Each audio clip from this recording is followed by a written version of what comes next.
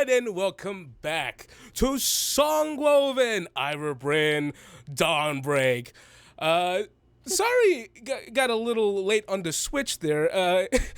Right when the timer stopped, some really crazy stuff went down, and Jenny just really started like the grudge, like her face started like flickering like back and forth. Part of the surprise. It's part of the surprise.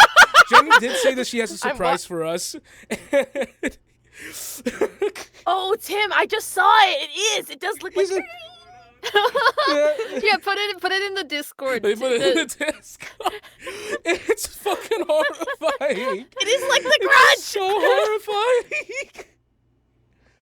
horrifying. And I'm someone who is super paranoid about this kind of stuff, so this is really bad for me in particular. It's okay. It's okay. We're just gonna get some nice sage, right? We're gonna kind of freshen our spaces. Nice. Calm. Right. No! I was waiting for Timmy to look back up. I didn't do the first one though, I promise. All right, I'm gonna resort to snorting, grinding up and snorting that freaking sage in time then. He's gonna turn on and he's smoking a giant bundle of sage. It has a calming effect. Anyways, hello everyone. Hi. And of course, I am being joined by two of my favorite horrors to ever haunt my life. Emma Ramasco. Hey. And you know her. You love her. Coming in on a grappling hook. It's Jenny Sherrard. Grappling hook. Woo! Whoosh. Something like that. When it broke. It broke? No one ever grapples through an open window. They always have to do it through they always have to break a window. That's like a requirement to get the best traction for a hook. That would be kind of cool though if you're like, hey, I'll open my window for you. Come grapple on up. It's like, no, that's not the point though. It's supposed to be sneaky. I don't get supposed to be I don't get the gratification of the window breaking. Remember Kim Possible's like hairdryer grappling hook? Yes. That's what I want. I just remember because I had a toy of it when I was a kid. I think Ron Stoppable is his name. Yeah. Yes. Yeah, he always does the grappling hook and always it always magic mics him, it always tears away Yes, his takes pants. off his shirt, yes. Yeah. And that was one of my favorite toys back then. You know what's wild? I've just started watching. I'm very late to the game. I'm very, very immature this way. I just started watching Buffy the Vampire Slayer, and I was like, yo, did Kim Possible, was she inspired from that show? I feel like there's a lot of pop culture stuff that might have been. Oh yeah, I bet. I always hear about Buffy, but and inspirations that shows take from it, but I don't know a single thing about it. She just kicks ass, baby. Also, hi, chat. Hello, chat. Hello. But anyways, we're getting enough of the riffraff, enough of the back to school. Enough of the back to school special. Enough of all of this. We got some coming up. Jenny's got a surprise for us. Jenny has a surprise for us. Jenny's been cooking. Yeah, I might have started commissioning a song for this game. And I was going to keep it a complete surprise to everyone, and then I was like, oh, maybe that's kind of a bigger deal. I should tell Timmy and Emma and see if they want to contribute anything to the brief for the person writing it. But they both haven't heard it. Only I have heard it. And so now everyone gets to hear our new song written by Emily McNally. Yay, Emily! And sung and everything. She did everything on it. So She did a really good job. She wrote the lyrics from a page and a half of info that was supposed to be only a page, but I went too long. And we have a new intro song! And so, yeah, let's see. I mean, I sent it to Timmy just before the stream started so that he can play it on the stream. So Yay! Thank you, Jenny. Oh my gosh! We gotta try our absolute best not to scream and squeal over this song.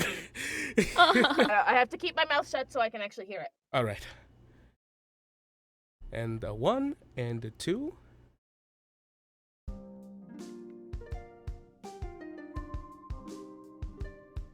The winds have been whispering of what's to come, but every time the words are about to leave my tongue, some obstacle arises, some unstoppable force. My deepest fear awakens fate's unstoppable course, but there's so much I still don't see. Never thought your second in command would high in the mountains where they train the elite. Amongst all this nobility, you with your aim, mark of passage and speed, riches and power in your family tree, but injustice strains all your loyalty. Desire and duty's the balance between. The winds have been whispering of what's to come, foreboding whispers to thunder. Your castle walls crumbling one by one against the blood-red sky. You ride on phantom. I fight for what's right. Some may call me naive, but nothing can put out the flame in me. The goddess of spring, life and death she bring, taken from war, raised in Ida's ministry.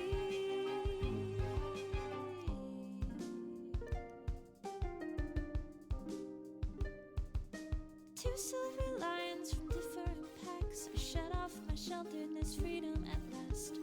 I pray what I've seen does not have to be done, for the winds have been whispering. The winds have been whispering of what's to come.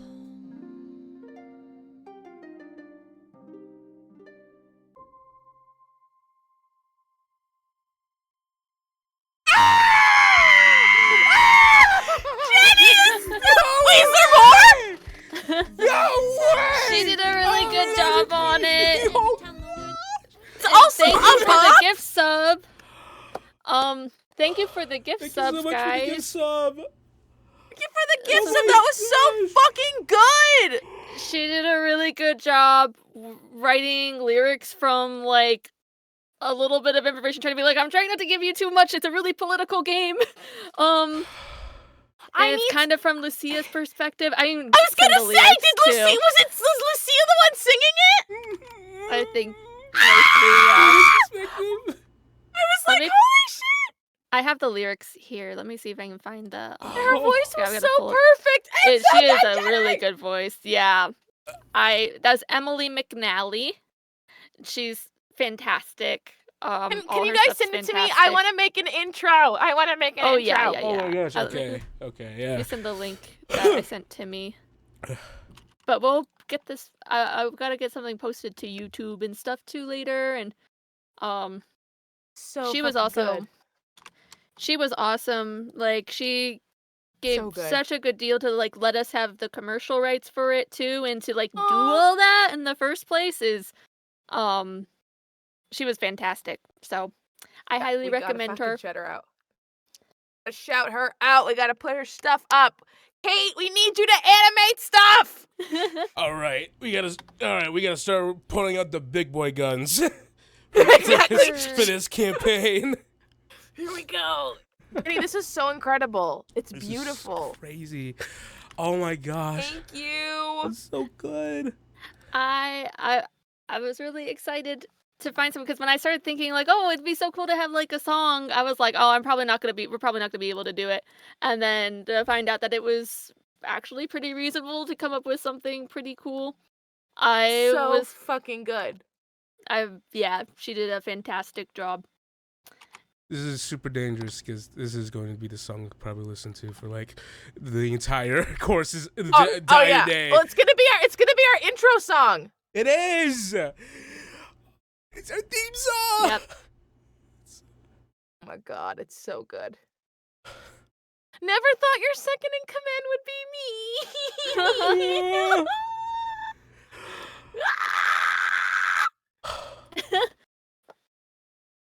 It's so cute. Oh, I'm sorry, I'm reading the lyrics. Yeah, chat. Sorry about that. We're just mulling over it. I guess we do have a show. I guess too, but this is. I knew that was gonna be the one problem. I was like, okay, I'm supposed to just like play it once for you guys, and then be like, okay, guys, we go play the game now. Play the game now. I love it. I love it so much. But injustice strains all of your loyalty. Are you sure about that? I'm kidding. I'm obsessed. I need to see. I need to work with it. I'm like, give it to me. So Lucia, the winds have been whispering to you what's to come. Tim just reads the lyrics out.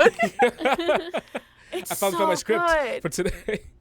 That's it. It's so good, Jenny. Oh, it's so good. I'm so happy with it because my biggest fear too is like if I'm gonna commission a song. Oh gosh! Thank you for another subscribe. Thank you. It's crazy. Anonymous. Who's this anonymous gifter? Anonymous. Thank you so much. Oh gosh. Anonymous gifter. Why are you flirting with us? Stop being so coy. Stop being so flirting with us, anonymous gifter. Thank you so much. But I was like, am I gonna have to like try to write lyrics to get something like, kind of thing? Because that's not really like my thing, and I didn't know what to do, especially. Like, I had the vague idea. I was like, you don't have to do this if you don't have enough information, but I think it would work really well to be about, like, Lucia and her fortune-telling, if that was, like, the focus of the song. And I said, but you don't have to do that, because, I mean, you have a page of information that is kind of all over the place. And she came back a day later and was like, here's the lyrics. And I was like, oh, those are fantastic. They're perfect. Also, poor Jenny comes to me and she's like, is there anything about Lucia you want to put in the song? I was like, no. It was too late at that point, too. By the time you replied to me, it was too late. And I was like, okay. Thumbs up. I was like, I really got nothing, Jenny. She's just there. I went super basic. I'm sorry. It's so good. It's so good. So good. And I could see it, like, Lucia, like, singing it in the temple or something, and then you cut to, like, Valoura, like, out on, like, like, flashes to Valoura out in battle and shit. I see it in my head.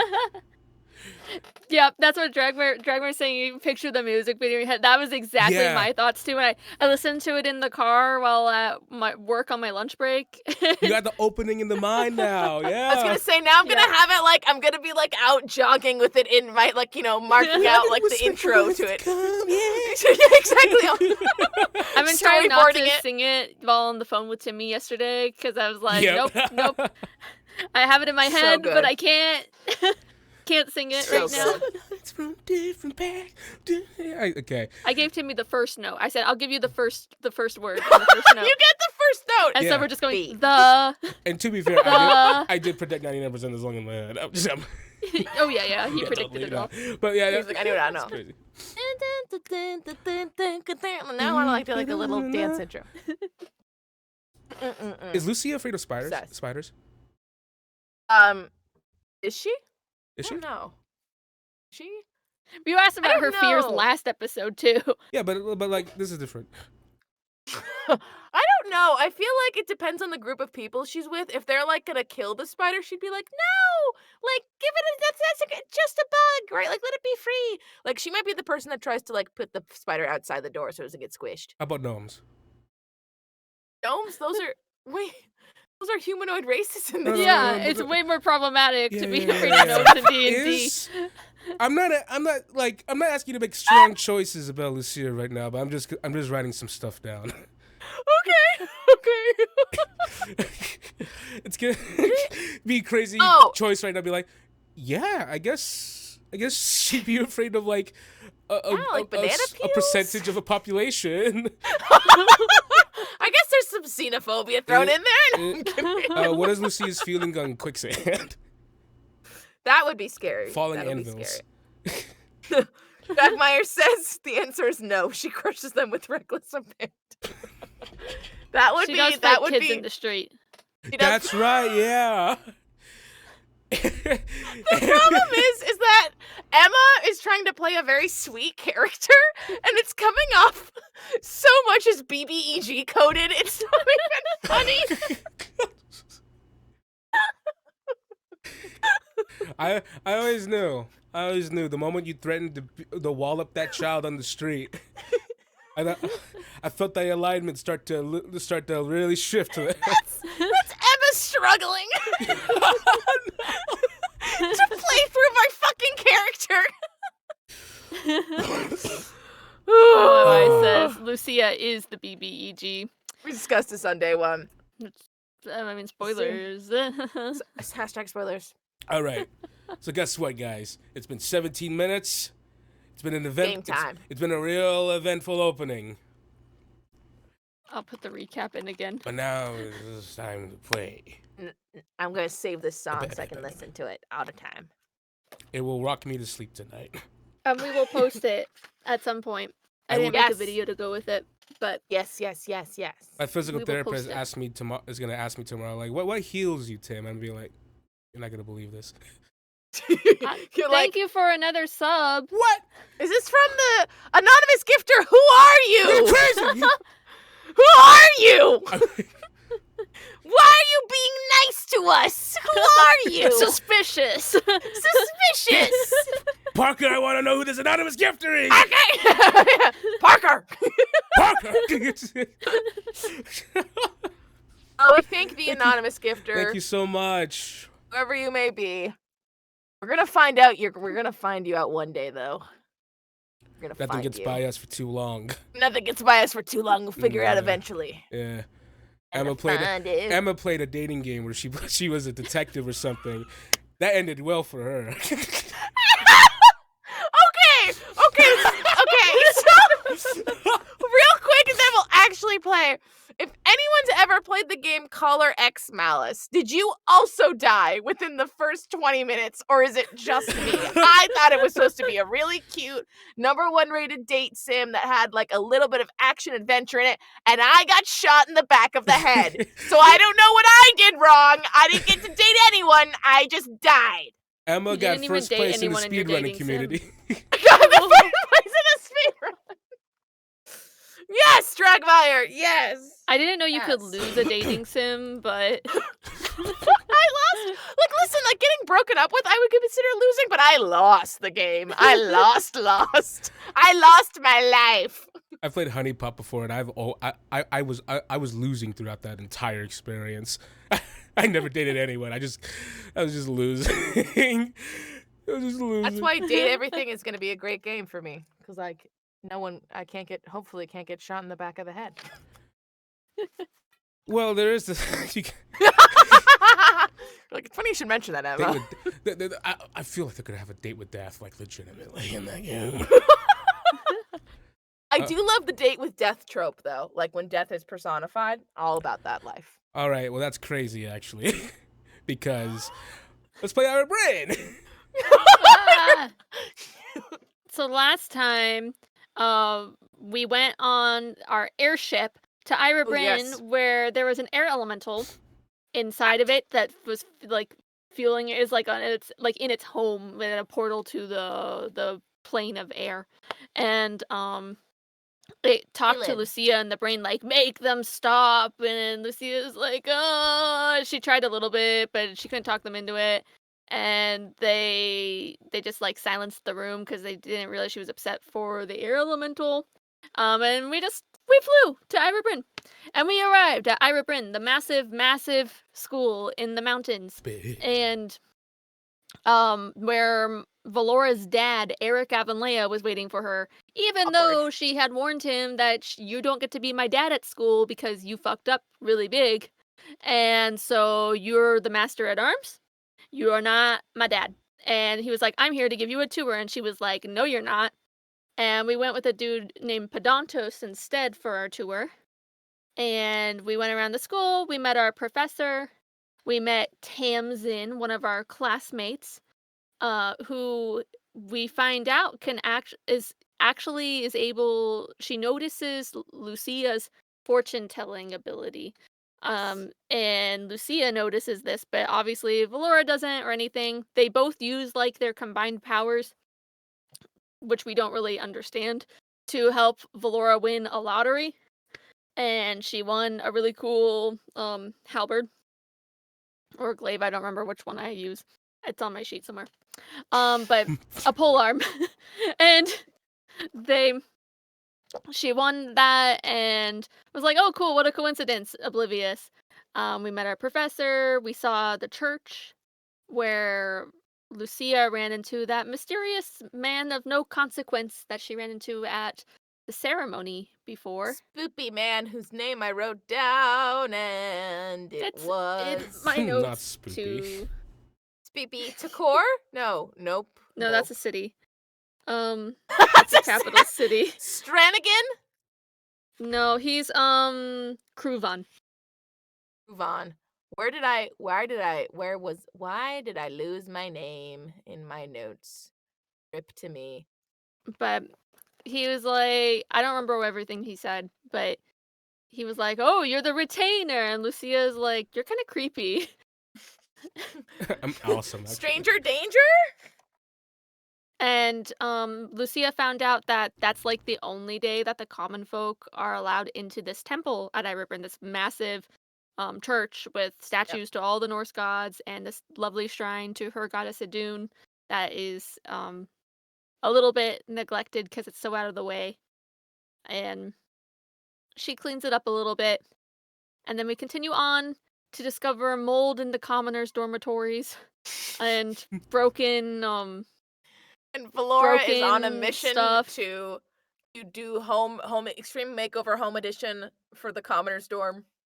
And the noble storms are really fancy, and there's a perch for Phantom outside mine on the 8th floor, and the commoner's dormitory is right by the stables and stuff. And Lucia's neighbor is Tamsin, who she confronts about her ability, and Tamsin promises that she'll explain later. And then Valoura was like, you know, I'm not gonna let these people sleep in moldy rooms and we'll let you go do something about that.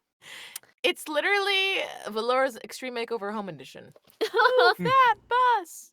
Move that bus! Remove that mold. Mold! I'm just reading the chat now because I was looking. I had it scrolled up to look at the recap thing to kind of guide me, and then I scrolled down to see Dragmire going, the air elemental was hot. Remember?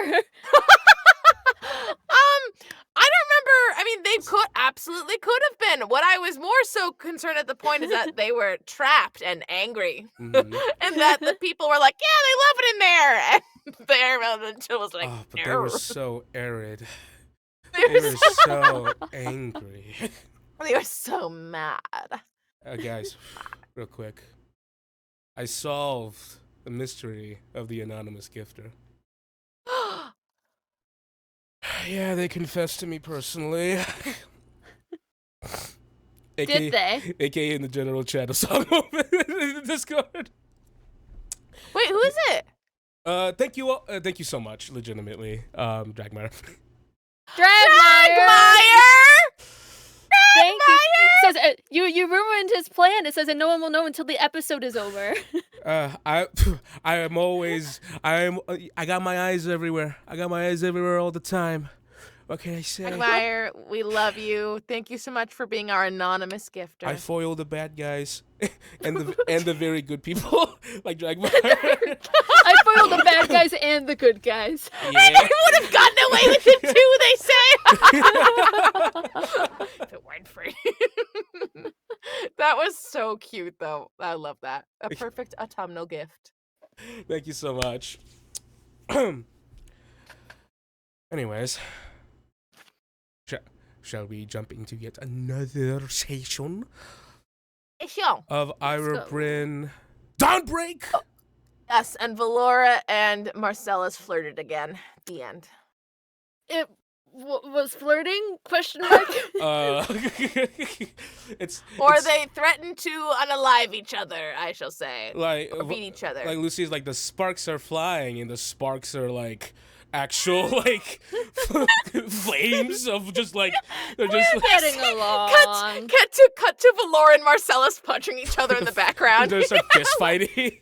It's just Really, a like- friendly rivalry. Oh, they're engaged in combat. They're engaged in combat. All right. Enough talking. No more banter for the rest of this episode. No more fun. Never banter. to- No more fun ever. No more. Whoa. We're done. All right. Okay. I'm gonna play the theme song again. I'm just to really to get us into the game. I'm kidding. In the background, the entire show. Let's do it. Just Yeah. like in loop. Yeah. I'll play it the loudest too. This is gonna be our most listenable episode. All right. So we continue hours after our last game.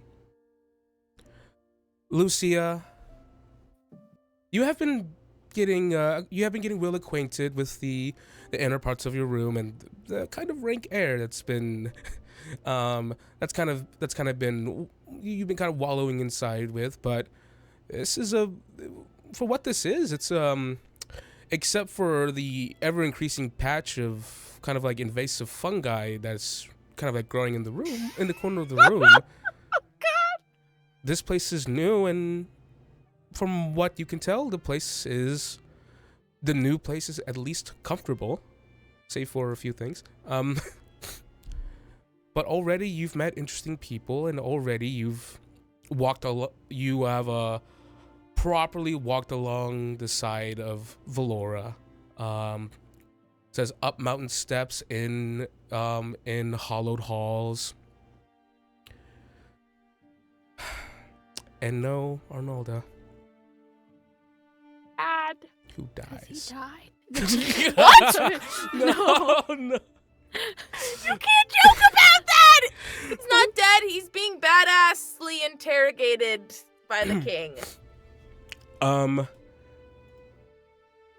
And as you're kind of like taking to the time that you have now, you do eventually get a knock on your door.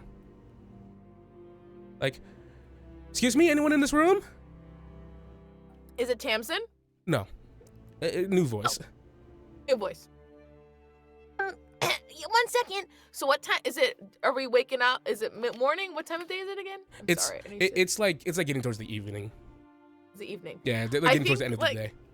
I think she's like, she doesn't have much with her at all. So I think she's just been like moving it like from one side of the room like to the other, right? Like she's decorating the dorm room kind of thing. Like it's dorm room decorating, but it's like from like one little thing over here, over there.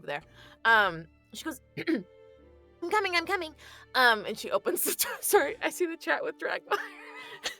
If Arnaldo's killed off screen, It's homophobic. I can't do anything in this world. Anyway, she opens it and goes, hello? And before you see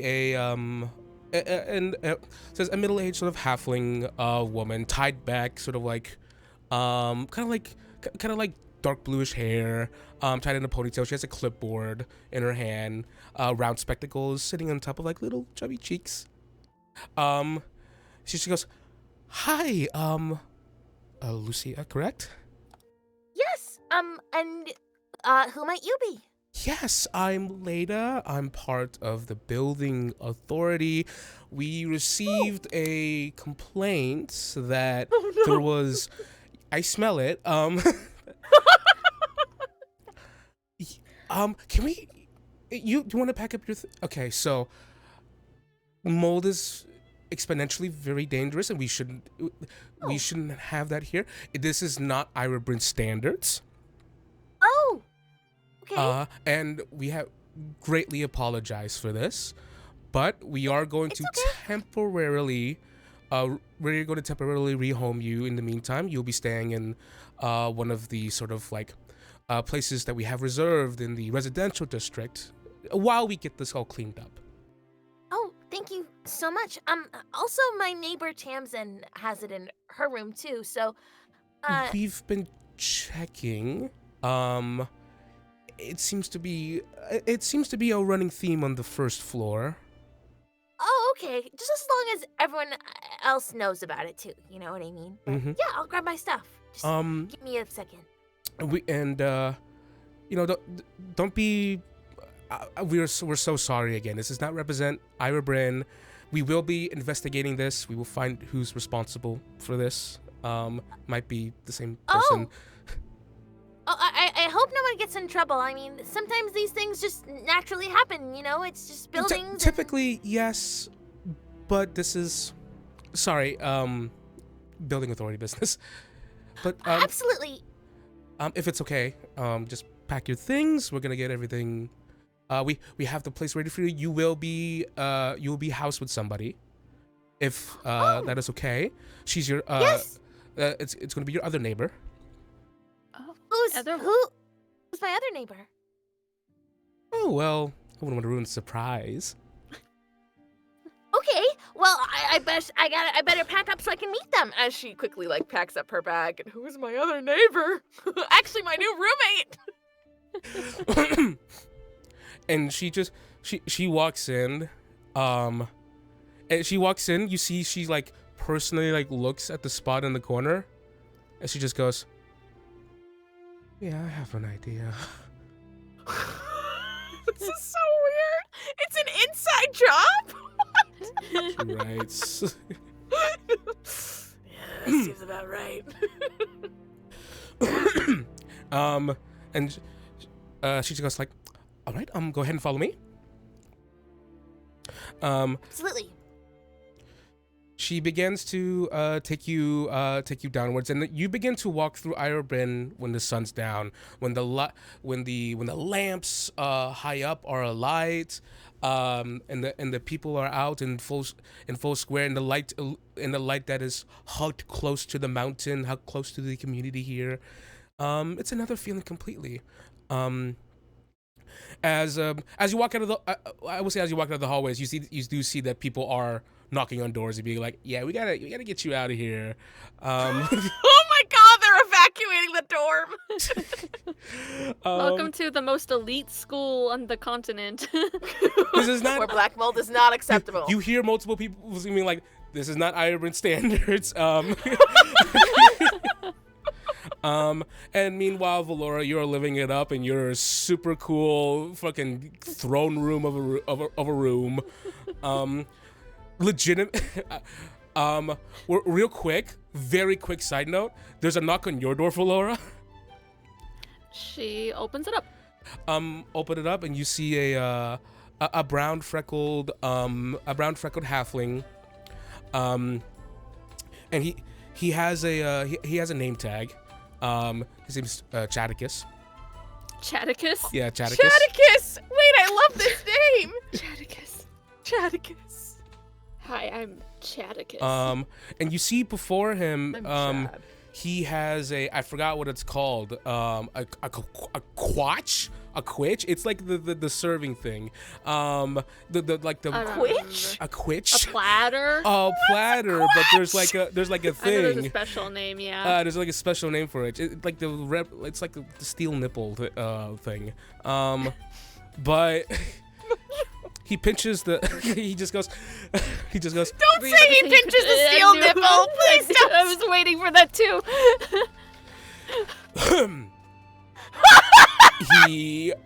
Chaticus, this young man Chaticus, just goes, "Valoura and Lucia, how's your day so far?"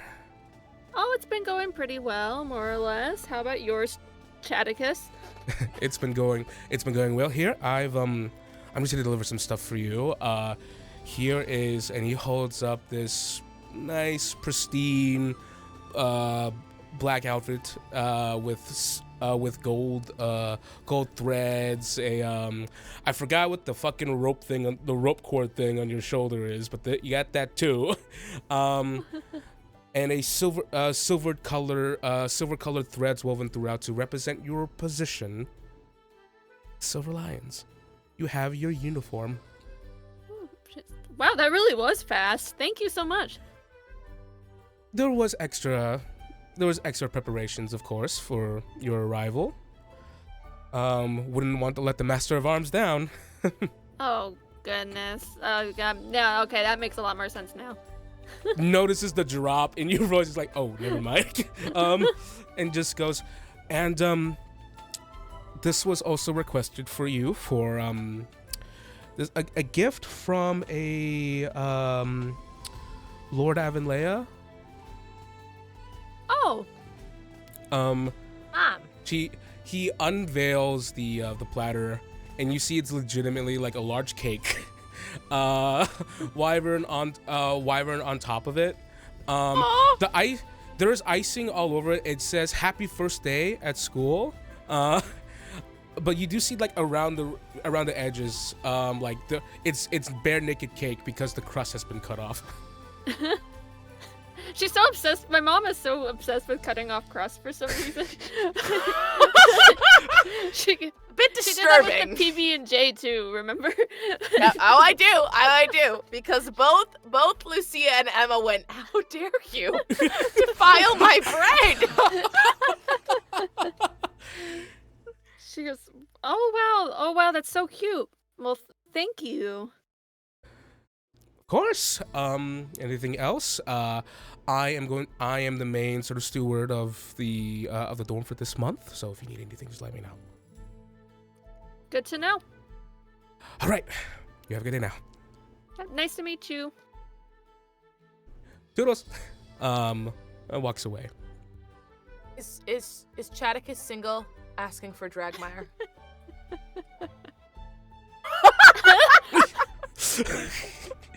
I just performed a little smolder. Oh! I'm just The saying. description for the podcast, like.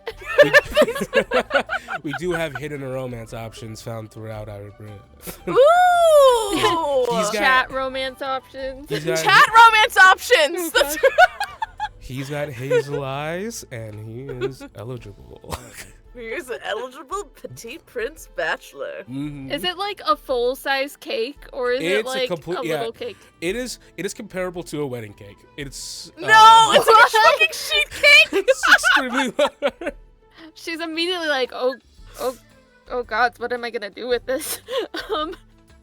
Guess she's gonna bring it out to find people to share with.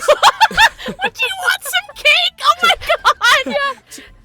To help with this, you are provided with a plate and one fork, and it's a very nice plate and fork. It's giving like the principal's kid vibes. Yeah. Party in Valoura's room. Party in Valoura's room! Not house room, just room. Okay, so as you are getting through that, do the social occasion. The cake was only for you, just saying. That's the whole cake. Just There's eats no it in a fridge room. for me to put it in. Huh? There's no fridge for me to put it in. You eat it. What's the problem? Eat an entire sheet cake. Cake. Eat. I feel like Bruce in Matilda. I was gonna say, it's the freaking scene with the cake and the You're young. You love sugar. Come on. Eat up. Surely can't. It might explode. Lucia, Yes. you are brought down to the sort of residential towards the residential district. Rows upon roads built on crooked cobblestone roads. There's not really a rhyme or reason to like the building layout. It's like you can tell like already it's a little dated, and you also feel like this feels pretty homely because it feels like where you're from. To say, wait, it feels like home. Exactly. And as you arrive at this dainty little you arrive at this sort of like circular like cul-de-sac sort of like deal, and there are multiple like colored like differently colored houses. Like it feels like people just like splotched paint, or perhaps kids just had too much fun here. Kind of cute. And she points at this like this yellow house. It has crudely drawn like daisies and flowers on it. And you already see that the lights are on inside. She just goes, "Oh, look like your roommate's already here." He loves the flowers are so cute. Oh, thank you so much. I love this.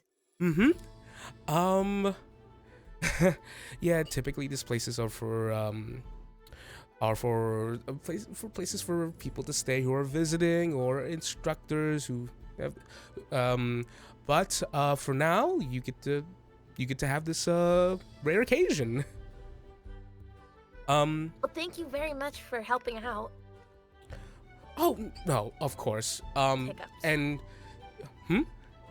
Sorry, Emma has hiccups. So oh, just okay. like, She just goes, and she goes, and thank you for being so patient with us. Again, so sorry. The housing authority extends its deepest apologies to you. We will. Please inform the head of the building and housing authority that you have done an excellent job. That's so flattering. Thank you so much. But we will come here to give you an update when you can move back into your room. Okay, thank you so much. All right. Okay, it says, "Have a good night now." Good night. and I think she'll kind of like skip up the steps to go. She's very excited to meet her roommate. She's never had a roommate her own age before. So do you just go in? Oh yeah, absolutely. You go. Hello! You go in. Give me one moment. You go in. Open the door. Already a warm accompaniment, accoutrements in front of you, a fire and a fireplace. You know there is one at least, but you see in front of the fireplace, completely carving, like almost towering over the fire, kind of like this individual's form seems to absorb all light in the room. You see a woman before you, built like a fortress, absolutely muscle bound. She her arms are just like her arms are just bare and out. She is of an orcish persuasion. The fan Long, service is strong today. long, flowing black hair that seems to the upper parts of it seems to stick to hers, kind of like the sweat is adhering like parts of her hair to parts of her face. That's giving her sort of like a frazzled, like kind of like the Ring Girl kind of look.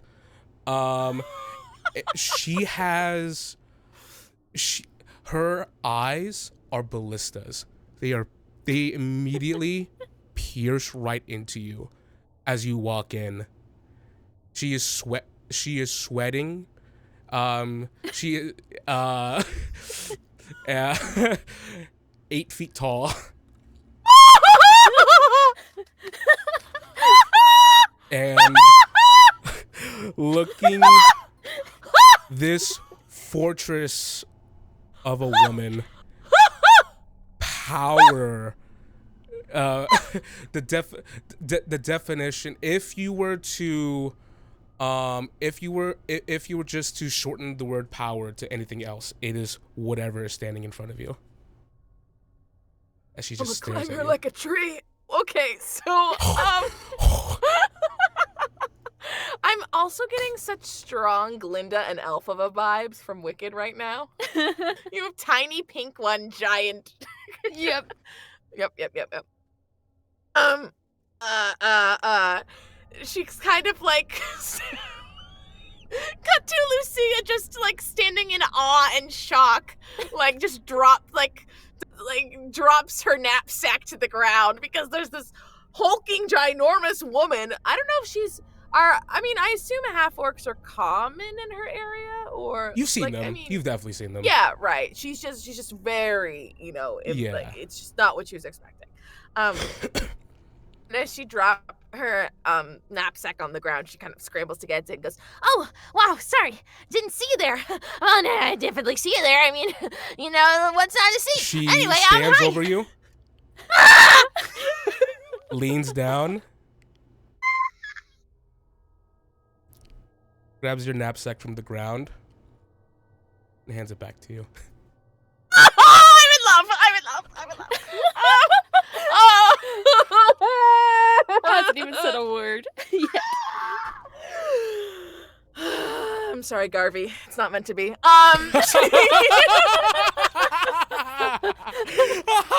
Dumped right now. So quickly. And then Emma gets shot. And then- I'm gonna get shot. No. Good luck, babe. By Shuffle Rowan starts playing in the back. Focus, Emma. Focus. She takes. You okay? Takes She the. goes.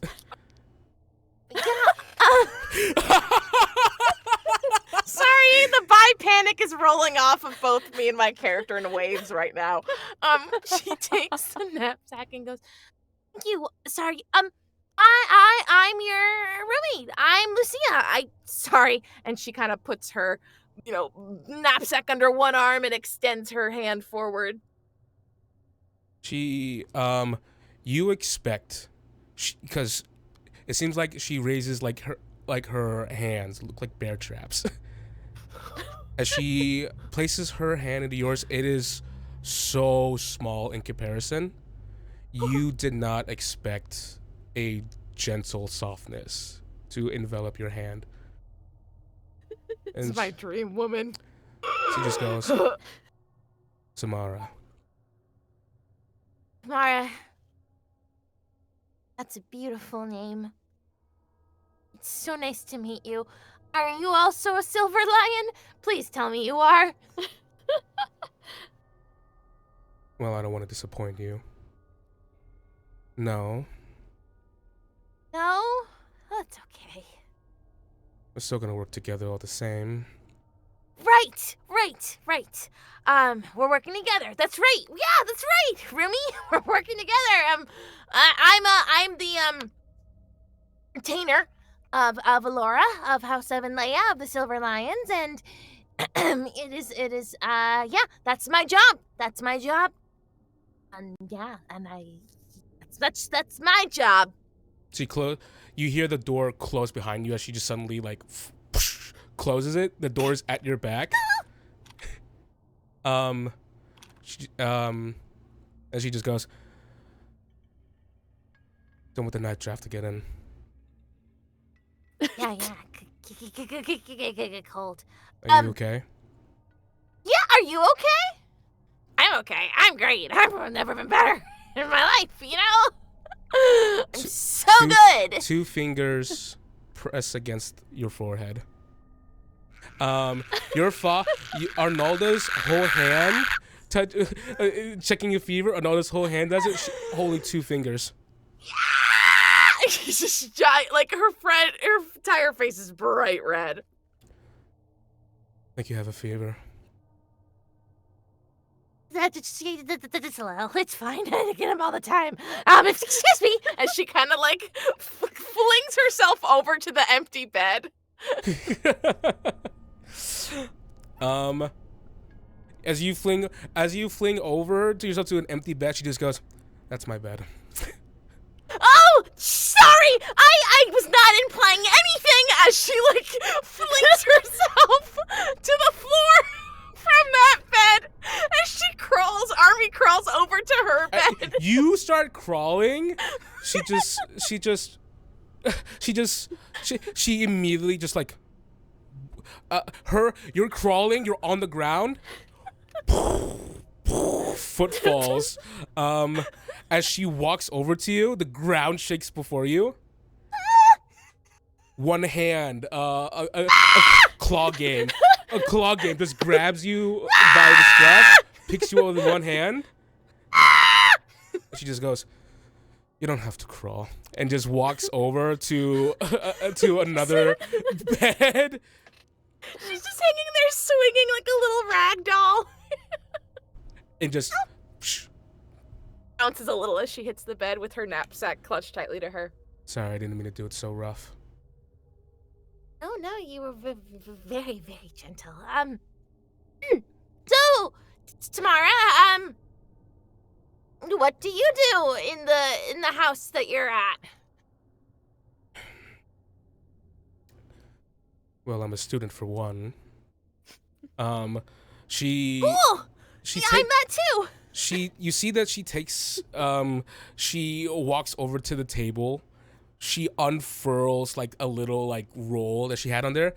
And you see that there is a mass assortment of like huge swords, axes, like big war hammers, mauls.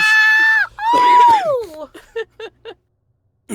She just goes, I'm a third year at this academy. Oh, you're older. Oh, I'm your third year. I'm a first year. I'm a first year. I promise I won't be weird or anything. You know, like the freshman weirdos or whatever. I'll just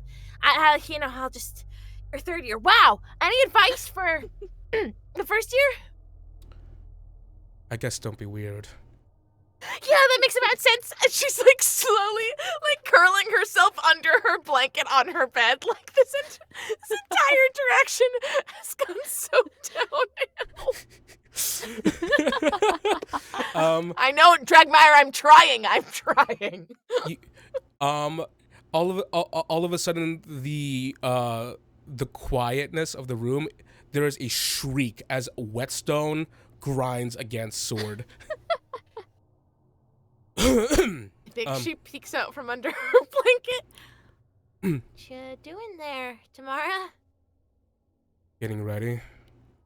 We have a mock battle coming up. Oh, yeah, we do have a mock battle. And she kind of like pushes her blanket off and hops out of bed and just starts doing stretches. Because she's a healer, and so... She just goes, when do you think the mock battle is? No, I think every day is a mock battle at Eira Bryn. You know, we're constantly faced with challenges that we might not know. Shadow She's like, over you. She's suddenly in front of you.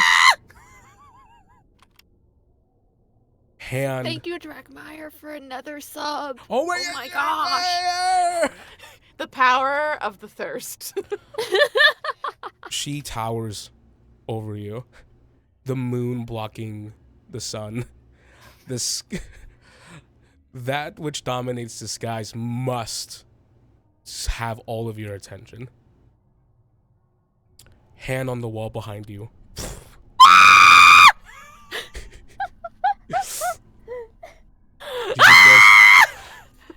I need this heart! I said we were friends. Lucia's like what? I think we said 5'3".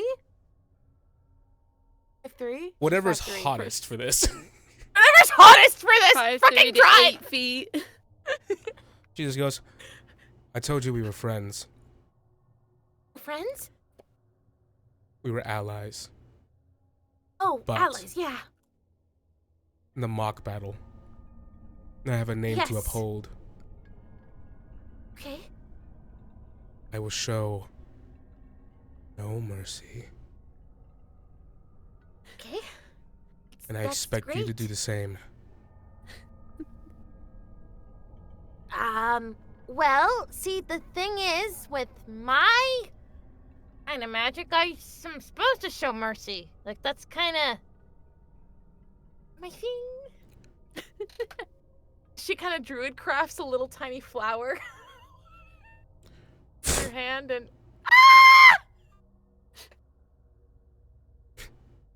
She just goes, if you want to lose, then do just that. I can't.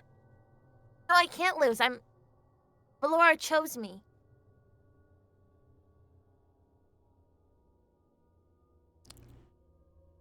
Opens up her hand, the flower falls from it. Just complete petals. And I hope you live up to it. Well, I will. And because Valoura, she's good, and she's kind, and she's gonna help people, and I'll do whatever I have to make sure that happens. Tamara, as she kind of like at her tiny 5'3", kind of like tries to jut her chin out. Her head rears back. Make an insight check. She's gonna kick my ass. I'm so fucked. 8. Yeah, I know nothing, and I don't deserve to know Natural 2. anything.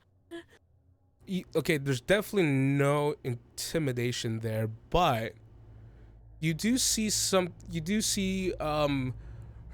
silence, her stance, her stare on you. The fire that you're showing is stirring something, but that's it. She just goes, good. And she just goes, well, other than the mock battle, if you have anything you need help with, just let me know. well, I appreciate that. As she's like crossing her arms.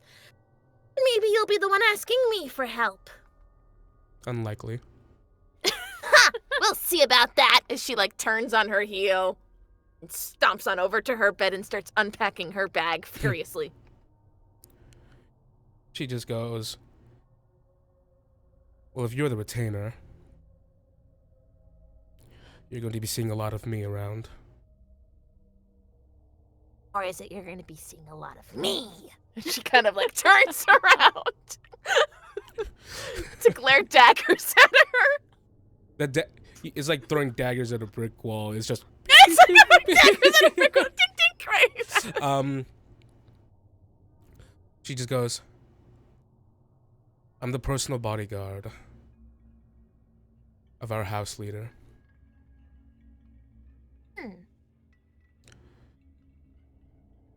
He'll probably like you because of your volume.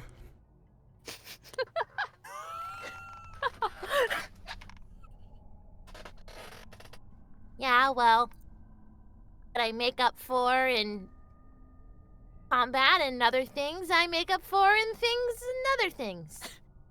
Do you want to know something, Tamara? And this, she steps up on her bed so that she's almost her height. Because now she thinks that Tamara's just like intimidating her. Like it's all right. You know what I mean? Like it's all going over her head. So she stands up on her bed. You say, you know what, Samara? You stand up on your bed. Go ahead. Yep. She goes, What? Ships are meant to sail. They're meant to leave the harbor. And that's what this ship is doing.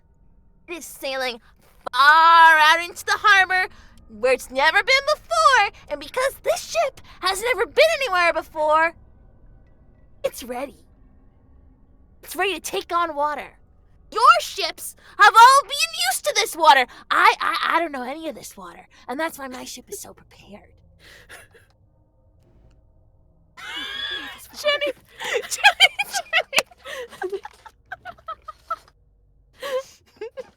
Okay.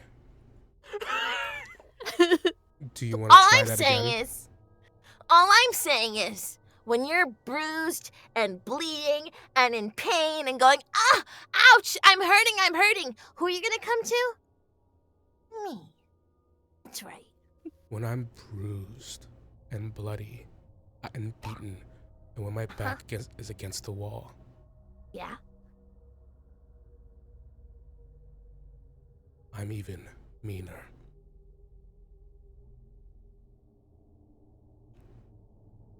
Fair enough.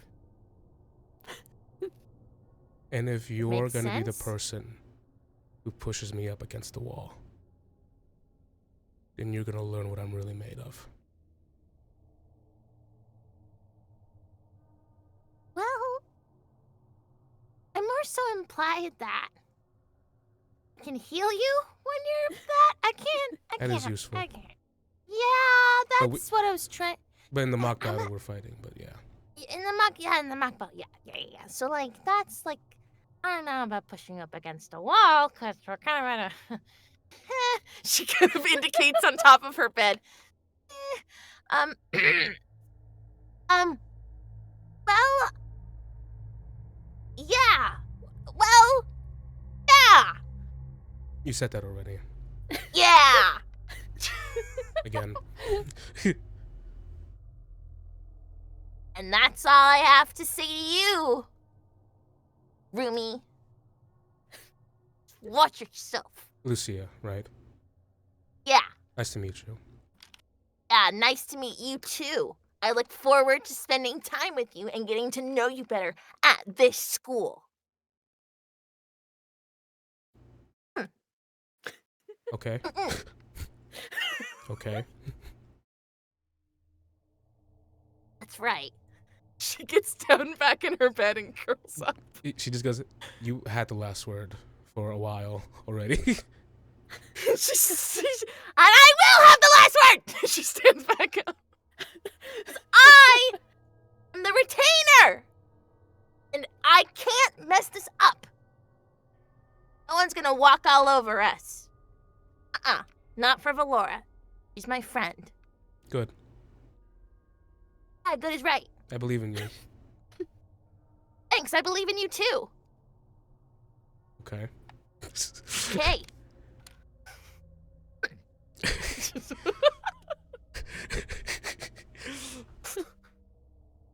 And they were roommates. And they were roommates. They were roommates! History would say they were very good roommates. And she just goes, well, if you're gonna go to sleep, then I'm gonna leave my weapon sharpening for tomorrow. Oh, no, if you sharpen those weapons, because you're gonna need them.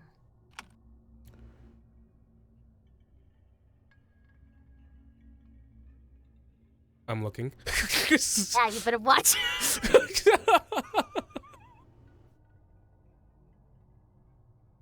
And we can move on from the scene because it's just gonna be the rest of the scene is just Lucia intimidating. It hasn't. She thinks you try to cast a spell. There are no spells fucking being cast. Yeah. But if there is nothing else, she isn't gonna push for more conversation. She's just gonna tend to her things. If Lucia's so fucked. She's so majorly fucked. I'm looking at my spells. I remember when Timmy sent us the roster with the little descriptions of everyone who would be at the school. And the second Emma got to Samara and was like, oh. I went, nice to know. And then the moment Tim's describing her, I'm like, okay. Okay. Fine, I guess. I'm so fucked looking at my spells. Valoura, we get to your little passing out of the cakes. Does anyone want cake? I don't have a fork. But I have a knife to cut it. Reach their hand in and I've got a knife, but I don't have another fork. Well, I can't exactly eat this with my hands. Well, I can make a really small piece. telling the nobles to eat it with their hands. suppose. Like right outside the noble dorms, because that's as far as she could get it before she was scared she was gonna drop it. Like found a little bench and is like, here, I'll cut you a little piece, like a really little one, and she's cutting the tiniest piece. Oh, a He's too poultry good for this world. sum. How delectable. Here, it's like hand sized. And the person takes it. Uh, and you just and this actually becomes like an event. Like, oh, that's Valoura and Lucia. She's passing out cake that has a little drawing of a wyvern on it. He's got a cake. And like you're cutting it so you appreciate your servants so much. You're cutting it so small. How do they keep the crumbs from like coming back up on the knife? Like it's just like so messy.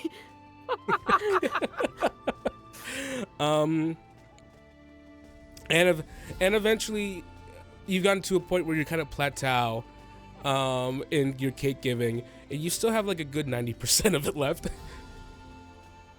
Are you sure you don't want any?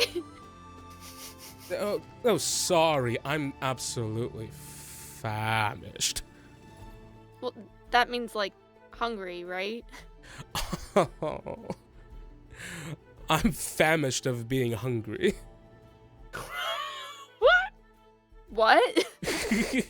Oh wait, this is on my bingo card. What is it? What is it? Timmy does stuck-up snobby noble voice for a bit character and OOC bit. It took Oh, Jesus! This is the first know bingo that. card thing I got. It took a while. Bingo! It took a while to get here. I gotta mark it. I haven't even decided how I'm marking them It took yet. a while to get I know, here. it's been like 6 episodes and we haven't gotten one until today. I'm usually quick with it with my noble bits. Yeah, and I thought I could predict you better. Okay, I'll Got just him, mark it red. Timmy. Text. Done. Wait, Timmy does stuck-up snobby noble voice for a What? bit character and OOC Check. bit. did you get a bingo or is it just one It's spot? one spot. Oh, God. I have not gotten anything else. It'll all probably come later on down the line when we're getting more like this. To be fair, a lot of these couldn't happen until we got to Eira Bryn anyways. Oh, okay, well, Fair enough. floodgates have opened. So, as you're passing the cake out, you do hear a voice cut from the side. You hear someone giving out cake over here? Yeah, I have way too much cake, and I don't have forks or plates, but I have cake. You see a young woman approaches, sort of like gold, like caramel brown skin, very bright, like very, very bright sky blue eyes. They're very striking. She has she has like twin crossbows on her hips, like short sort of like brown hair. She walks over and she has this like very like very easygoing like half smile on her face as she looks at the cake. She just goes, "Yes, everyone really enjoyed the crust, didn't they?" No, it came like pre-cut, cut off. Oh yeah, Yeah. not a big fan of crust. Well, no, I don't mind personally. It's okay. It's like this weird thing with my mom. I mean, I guess I complained when I was little, and ever since it's been every single time you have to have the crust on. I'm like, crust is fine. Crust is fine, Mom, you know, but yeah. Moms, yeah, I get it. Well, okay, let me cut you a piece. She just goes, "Oh, can I get a little bit more?" Absolutely. Please. I No don't plate? know what I'm gonna do with all this. No plates? Just one. Someone else probably needs it more. She just goes, "Can I?" She just gestures for the knife. Yeah. She just grabs the for it. knife, and just like cuts a huge square into it. Just grabs it with her hand. Yes. Yes. Finally, someone who wants like enough to put a dent in this thing. Goodness.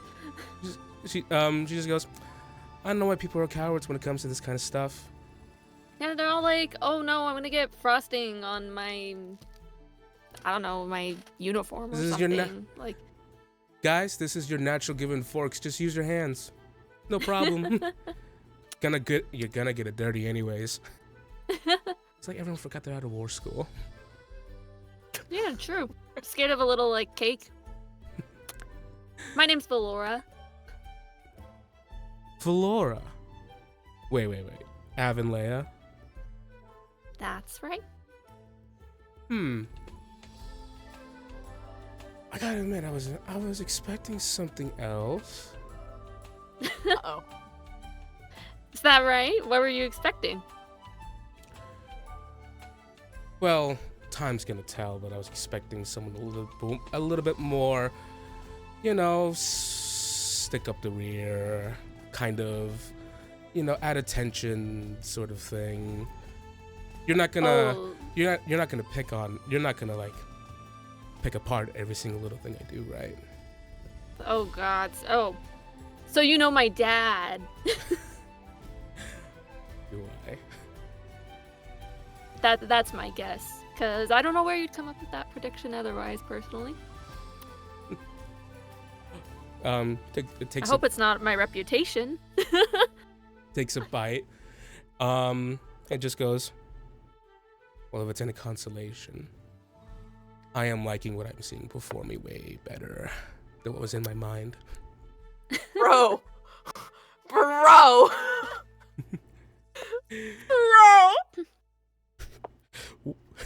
Yes? No, sorry. That is like, happy by Pride Month, happy by Visibility Week. Like, let's just fucking go. The moment Emma forgot about Marcellus. I did. The moment she's like, I like what I see in front of me. Like, that is so fucking. She just goes, you're not scared of getting your hands dirty, right? No, definitely not. She takes a bite, puts the cake down on the back on the plate for a moment, and she offers her caked up hand. She just goes, prove it. She shakes her hand. She goes, I like that look on your face. You look like trouble. You think so? Saga Dondarius. Oh, you're Saga Dondarius. Mm-hmm. Nice to meet you. You're I bet my neighbor. Yeah, that's what I was.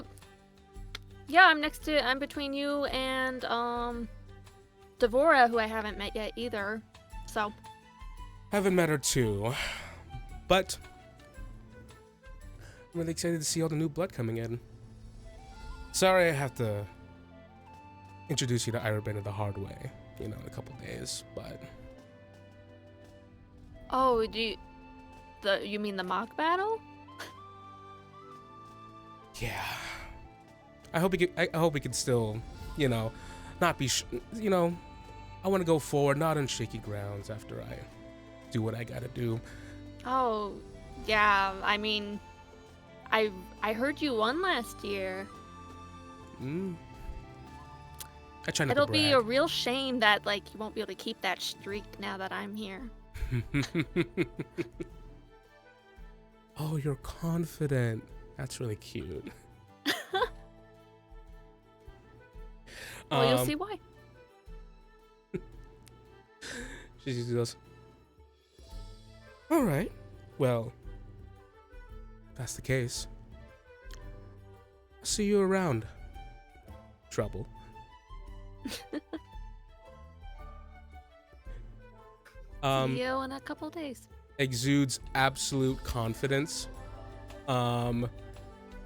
Picks up the cake. Picks up the cake again. And turns around, gives you another flash. It gives you another a flash of her look. She gives you a once over once more. And then she just goes, you know, if you told me you weren't related to your dad at all, I would absolutely believe you. Oh, wait, did you say if I told you I wasn't related to my dad? If you told me you weren't related to your dad, I would absolutely believe you. Yeah, I bet he thinks that too. All right, well, that stows away a lot of worries. And if you ever plan to stir up trouble, let me know. I'll keep that in mind. All right. Good night. The little wave with the icingy hand. Mhm. Walks away.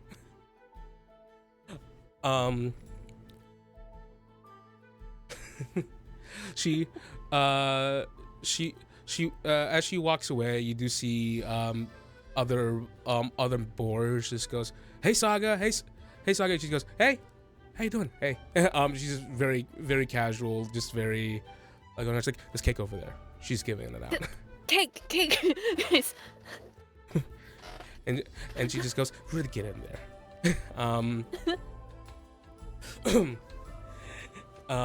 Yeah. Saga Dawnbreak, the leader of the Black Boars, 2nd year. Oh shit! She's a leader. She's a leader of the house that all my other previous Eira Bryn characters have been from. Really? So I had a prequel character go to school with her mom and her uncle. But her mom bullied Wild. me. Her mom bullied you? bullied me, yeah. And her uncle became best friends with my pet bird. Yeah. That's Yeah. the range. The family lore here is fucking wild. Saga Dawnbreak. She's fine as fuck. Oh. Sweet. Yeah, she's just confident. She's just really getting it out there. She's calling her trouble like it's the most sapphic fucking interaction I've seen on this stream. And that's after we had this the scene with Lucia's room. That was after that scene. That is the most sapphic shit I've ever seen. We really are playing the dating sim game. We're playing a dating sim. We gotten through like 10% of the roster, so we're gonna see how it really pans out. We've already shipped like every character we've met. The shipping web is going to be a mess. There will be ship wars. It's gonna be a mess. The I already shipping know it. roulette wheel. Of Eira Bryn. Shipping roulette wheel. Okay. Well.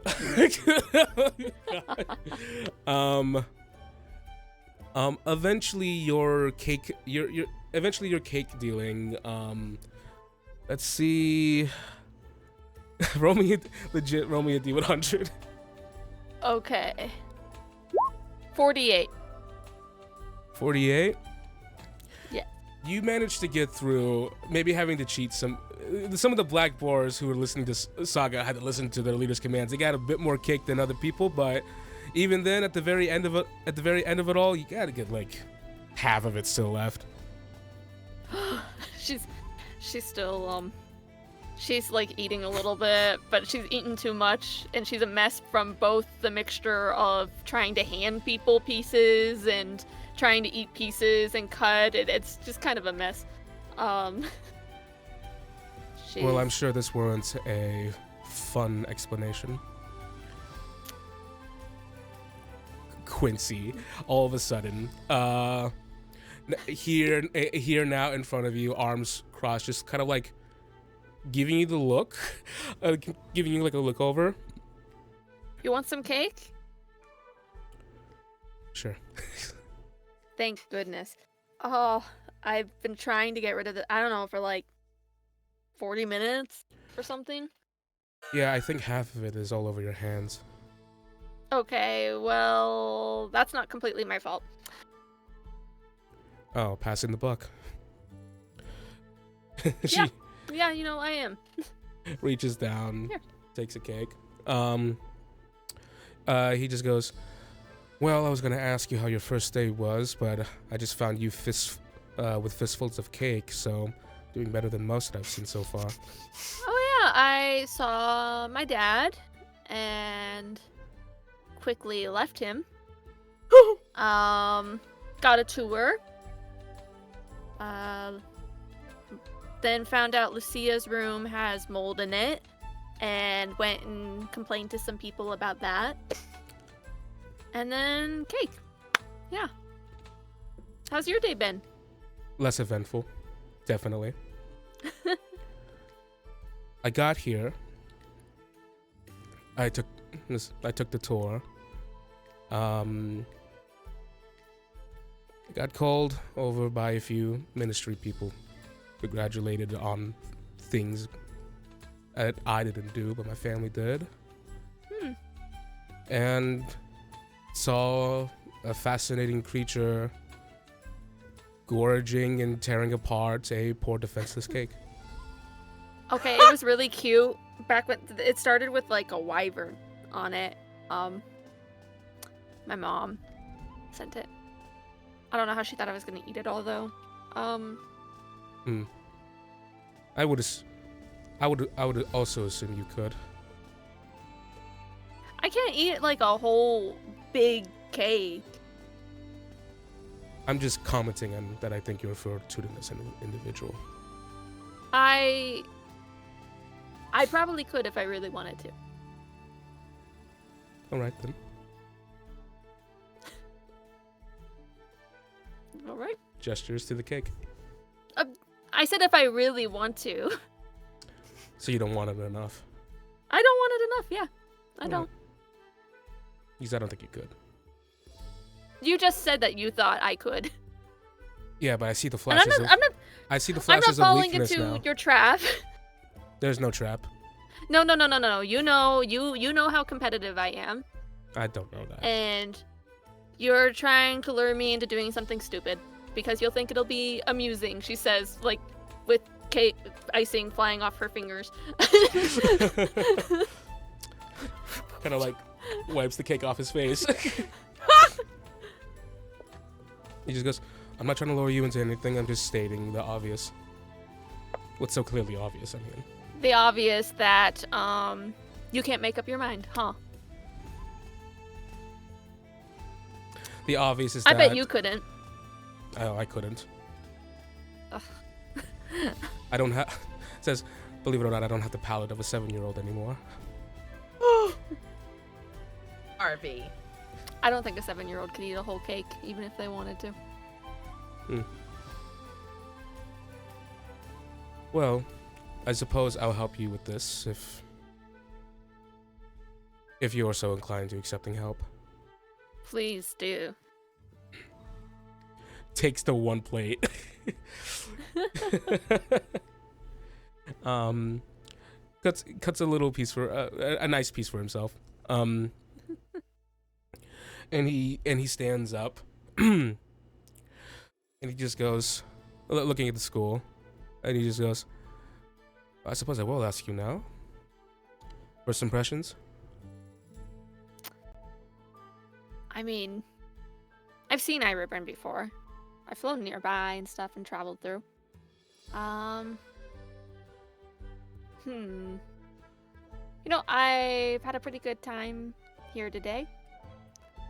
My room's awesome, but I was pretty disappointed with the mold in the dormitories thing at an elite school that's supposed to be the pinnacle of what our kingdom has to offer. This is good cake. It's great, isn't it? Yeah. Like the good I'm so full though. He does go, well, if you're seeking with an eye for detail, looking for disappointments in the armors of this great, supposedly great institutions, then I believe you'll be able to find many more. Oh, you're not impressed? Stabs at the cake a little bit. I suppose we'll have time to share our observations later on down the week. It wouldn't be too fair to completely tear apart this school, brick by brick. That's true. Give it some time, get some impressions in. But I'd love to know your thoughts too. I will share them with you at a more opportune time. Preferably without that cake on your forehead, on your cheek right here. I didn't get any on... Uh, No, you're right. Little part on your chin. Starts wiping. Tip of your nose. Okay, well... And there's even more cake on your face now.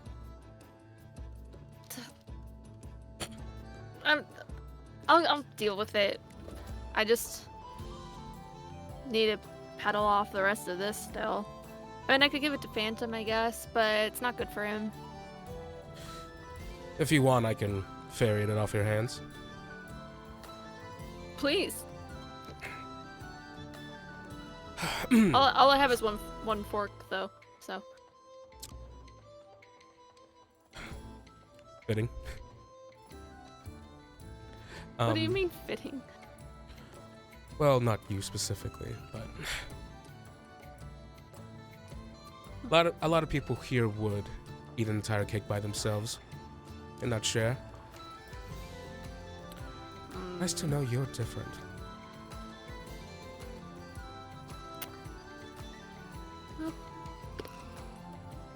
Thanks for saving me from a poor choice of having only cake for dinner. Pleasure. And he just goes, right, well, I have an idea where I can ferry this off. It says your Lucia is here, right? Yeah, her room was on the first floor in the commoner's dorms. Oh, with the mold. Yeah. Does everyone know? Understood. Yeah, there's mold in her neighbor's room too. So I went and they said they were gonna do something about it, but like, I don't know why they wouldn't check that before. And you know, both their wardrobes had doors that just completely fell off at the hinges too. Oh. The quality of Eira Bryn, the mythical, it says the mythical epic qualities. Well, I hope it's been living up to everyone's expectations. How's your room look? The insignia of my family's in there. I can't help but everywhere I see, I'm reminded of my family. Well, you can customize it. I think I will. Easy to make with a dagger in hand. But Well, let me know when you get it all renovated. I'd love to check it out. 3rd floor, 2nd room. You can find me on the 8th. Like in the middle. Very middle. The crown of the castle. Yeah. You won't miss it from the outside, at least. It's the one with like the big like perch thing. Well, I won't keep you any longer. And he starts ferrying off the cake. Thank goodness. A guy bursts through the crowd. I heard there was cake here. Oh, you go that way fast. He just goes, "This will not get away from me. Not again." Runs. Out of sight. She'll go get herself cleaned up. And thinking about turning in for the night. Else, you have anything else? Yeah. It's getting late. Yeah. Lucia needed to rest, and she does not know that they've been relocated yet. Oh, that's right. She's gonna be like, where are they? Oh, and I was supposed to talk with what's her face. Yeah, well, that's not gonna happen tonight. Moved. So, the next morning rises.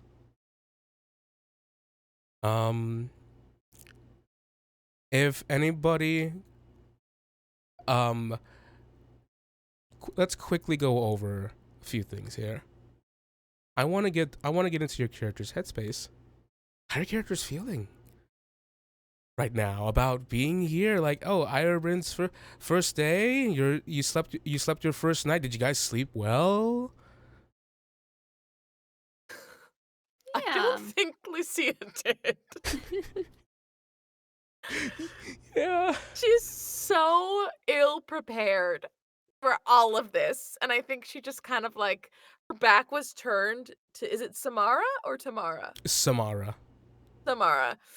Her back was turned to Samara in her bed, so it looked like she was sleeping, but her eyes were definitely like wide open, staring at her wall. Right? She's not well trained in combat. She actually, like, most of her spells are, are ones that are either healing or, purifying food, right? Very like ritual things that she would do as a cleric or as a person of the church in her town. Um so I think she is wired. This girl does not need coffee. But she's also like very excited. I think there's something it's it's EU stress, eustress. It's like a good form of stress, right? Like she's so excited. So, minus the not sleeping, she's very pumped. And Valoura? I think Valoura, with kind of the excitement of the day, doesn't have too much trouble sleeping. It is always a little. I mean, I was gonna say it's a little weird sleeping in a new place, but she's done that a lot. Actually, she's pretty used to being on the road and traveling, and obviously her accommodations are very comfortable here. So I don't think she actually struggles. She's aside from she's very excited to be here. She's always known she was going to go to Eira Bryn. She's always hoped to be the leader. She delayed coming to Eira Bryn by like a year. At her dad's suggestion, because that would be when the Silver Lions leader was gonna be graduated and she'd have the best chance of being selected. Oh, I didn't know that. Yeah. So she's happy to be here, despite the little hiccups. She's very excited. Emma's hiccups that she was having earlier. Emma's hiccups. Literally having a you can hear me on With these thoughts prevailing, eventually rest has to find you one way or the other. The goal of the next day in mind, school hasn't started yet, but it is the day before the opening ceremony and the subsequent mock battle. It's all drawing close. Big days are drawing close, but at least there is another day ahead of you of exploring Eira Bryn, meeting its many denizens, finding out what exactly this academy, this elite institution has to offer. We awake with Lucia first. Lucia, you awake. You awake from a sort of like short stunted slumber. The sun blearing through the open window. Quick stretch and a look around, sees that Samara Egbert isn't in this place anymore. It seems she's neatly made her bed. Yeah.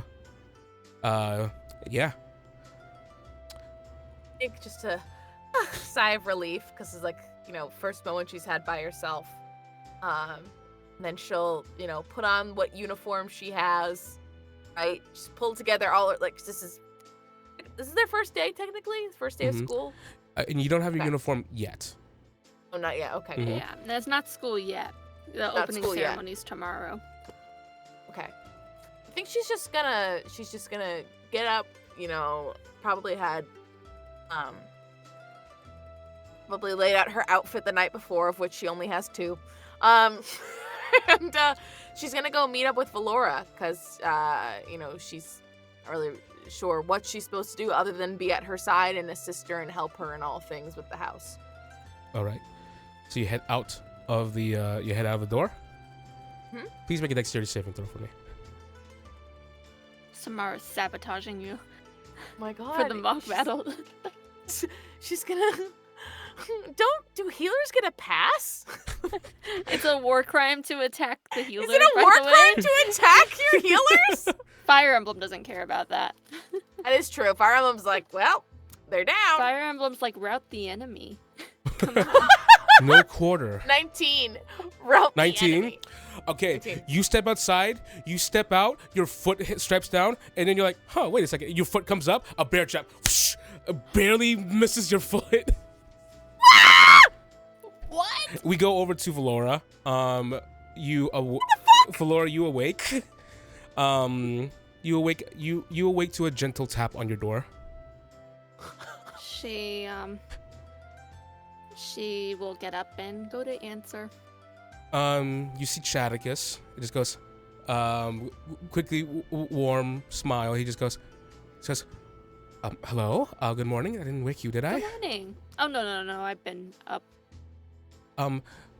Says, I was just because someone from the building authority had an idea, and I was just wanted to run by you. You don't have to do this, but we were thinking if you wanted to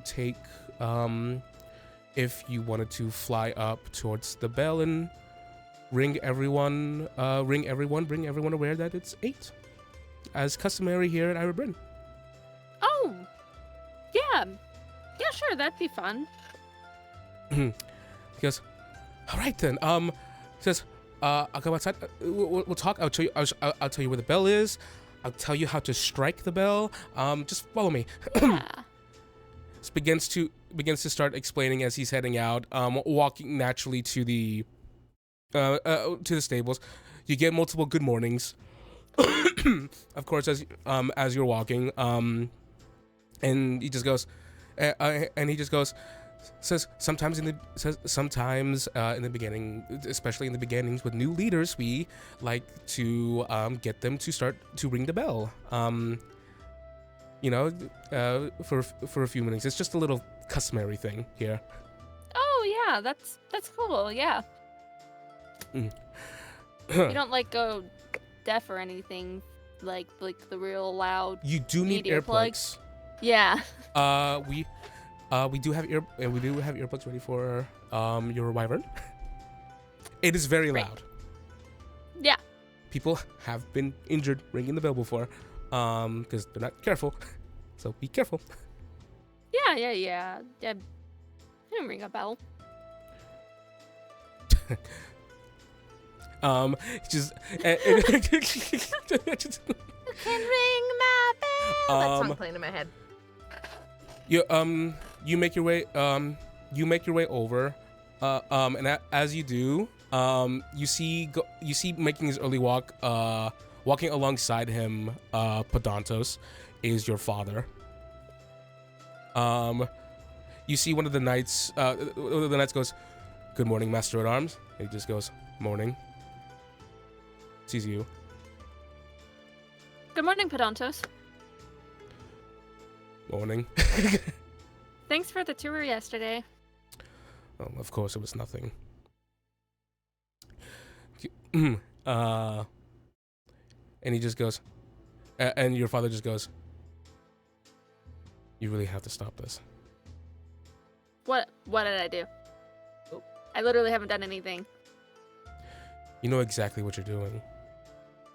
I said good morning to a kind person I've met, and that's a problem for you?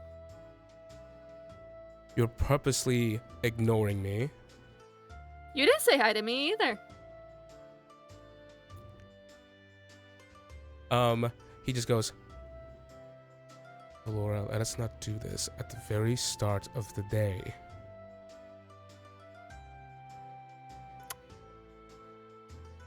You don't need to talk to me right now, do you? But Don just goes, well, if I may, I think there is some more pertinent business at hand. And it requires your immediate attention, Master at Arms.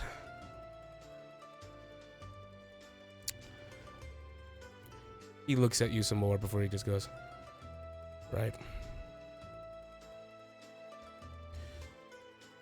You do know the opening ceremony is tomorrow, right? Of course I know the opening ceremony is tomorrow. I got the same calendar everyone else did. It just feels as if I just wouldn't want there to be a continuing of a trend of you losing the course of the day. When have I lost the... You really have no faith in me, do you?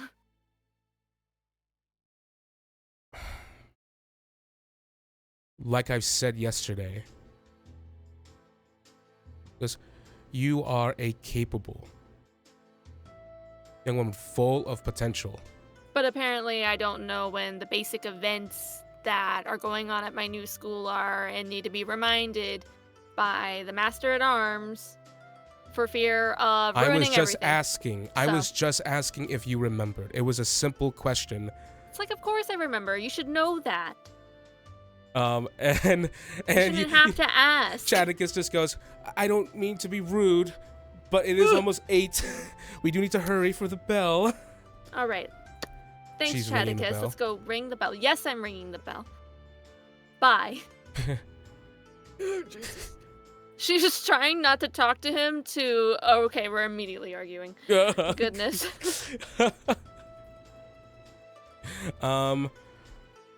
Chadicus doesn't say anything about it. Just goes, today it's a little customary. Besides everything else, hey, the students like to help out around, get things ready for the school. They like to apply to themselves, and every little institute's looking for help, and it will accept a helping hand. Here is your stable, and Phantom's over there. Thank you. Did you want to come up too? You coming with me? Oh yes, I'm coming with you. Yeah. Perfect. Okay. You want to come on Phantom, or are you? Yeah, doing that's your own okay. thing? That's Yeah, okay. of course. Yeah, I gotta tell you how to ring the bell. We're gonna fly over the residential district. It's gonna sit over the wall over there. Let's go.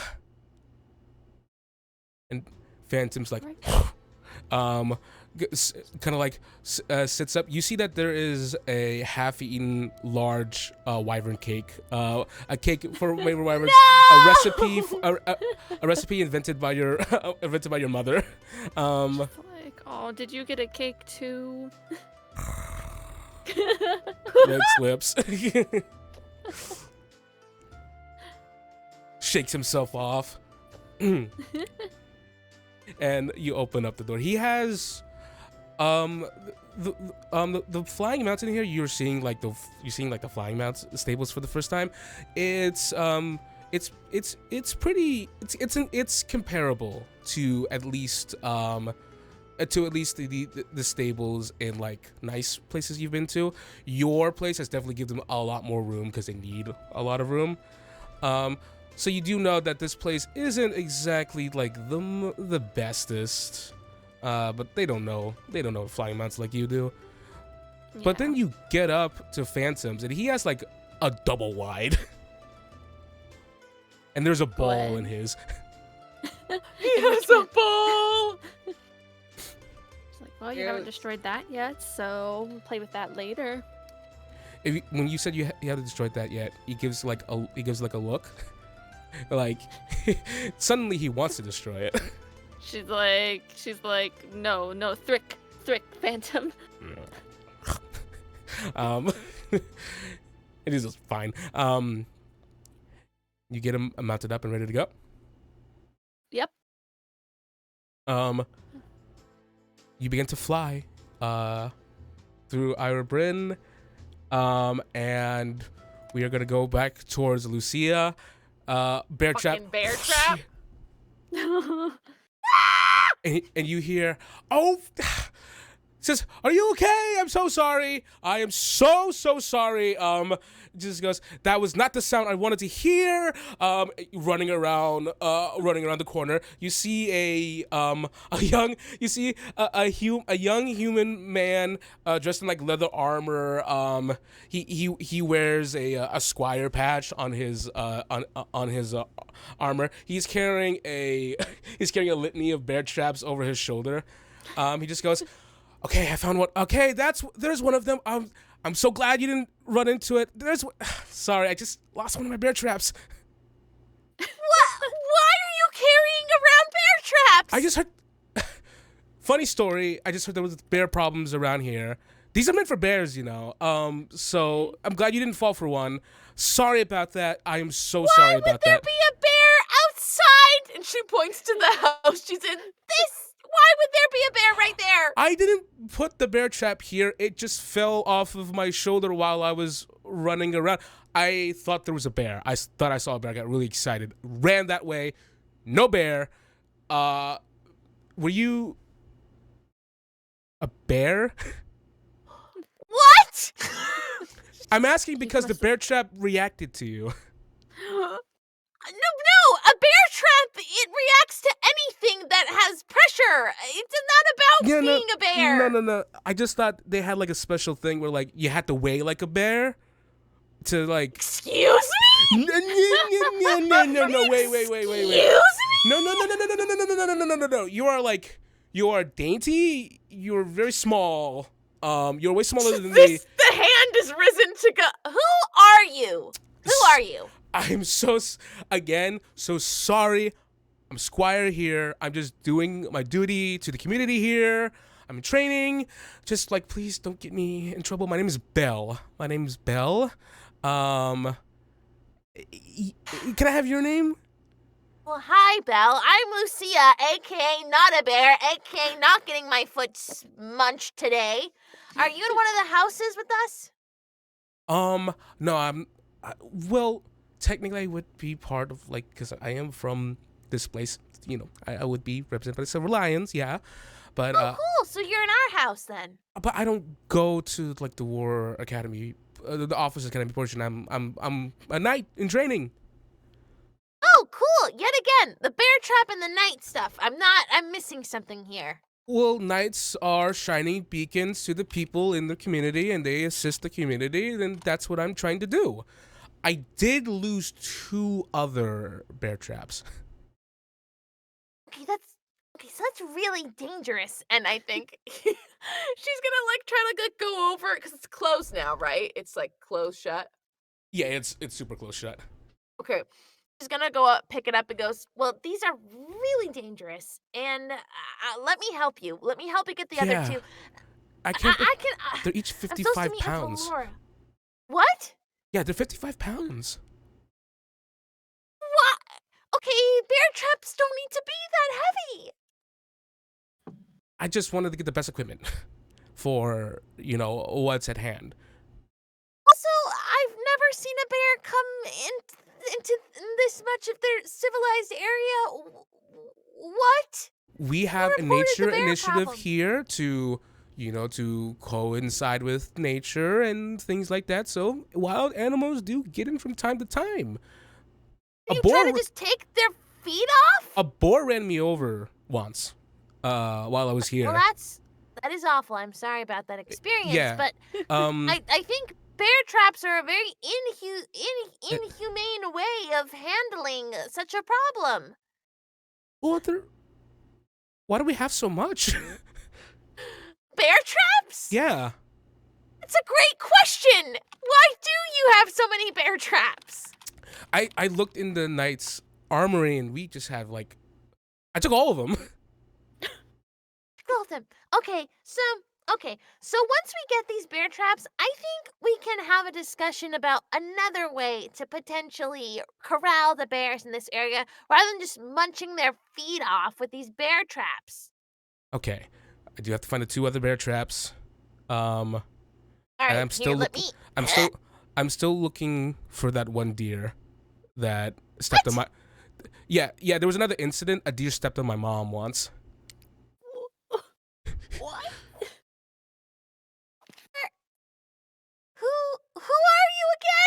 I'm Belle. I'm a squire here. Right. And you're Belle, Lucia. this- I know who you Yes. are. Because you told me. Yes. Yeah. Yes. Yes. Yes. I just. Okay. Yes. Hold on. Yeah. Hold on. Yeah. Okay, and she's just gonna go pick up the other bear trap. They're so heavy. Is it really 50? Is it really 55 55 pounds? pounds, yeah. I don't know if I can pick it up. Can I roll for it? Yeah, give me an athletics check. Okay. Well, hold on. Can't believe a deer stepped on his mom. It's a nat 1. You and he just goes, all right, be really careful with that. And you feel like something pulls in your arm. You drop it. The bear trap opens up, and you were just like frozen in front of it. Okay. I can't lift it up. Can you, Belle? Can you get this or close it? I don't. Oh yeah, it's okay. I've been carrying like 6 of these. Oh, wow, you must be really strong. And he walks over and he just kind of like gives a little flex, and he just goes, I have that squire conditioning inside of me. I'm here to serve the community. I am too, in a different way. One that doesn't involve picking up giant bear traps. But okay, so where do you think you lost the other 2? Good question. I ran in. This place is a little confusing. I don't know where I lost. It was a lab. It's like a little labyrinth. I'm hoping I don't find out when somebody steps in one and screams. Okay. Oh, yeah, no, we don't want that because I was really close to getting my foot munched off. Okay, so where were you? How did you lose them to begin with? I was running, thought I saw a bear, noticed I had 3 less bear traps when I stopped running. Oh, okay, so you don't even know when you've dropped them. My hands got sweaty, I think, and the chain sort of loosened itself from my grip. Right. Okay, so why don't we retrace your steps from when you first got the bear traps? Okay, good. We gotta be careful not to step in it. Yeah, no, we don't want to do that. A shadow quickly takes over the sky as you look up. A very familiar sight. That which dominates the sky must always command your attention. You see Phantom flying overhead. Oh! Laura, hi! Can they hear me? Do I don't know if they can notice? hear me. You got earplugs in. You can give me a perception check with disadvantage, sadly. 'Cause it's based on hearing. Perception. Where the disadvantage? There it is. 8. Ooh. You just sadly you just kind of fly overhead.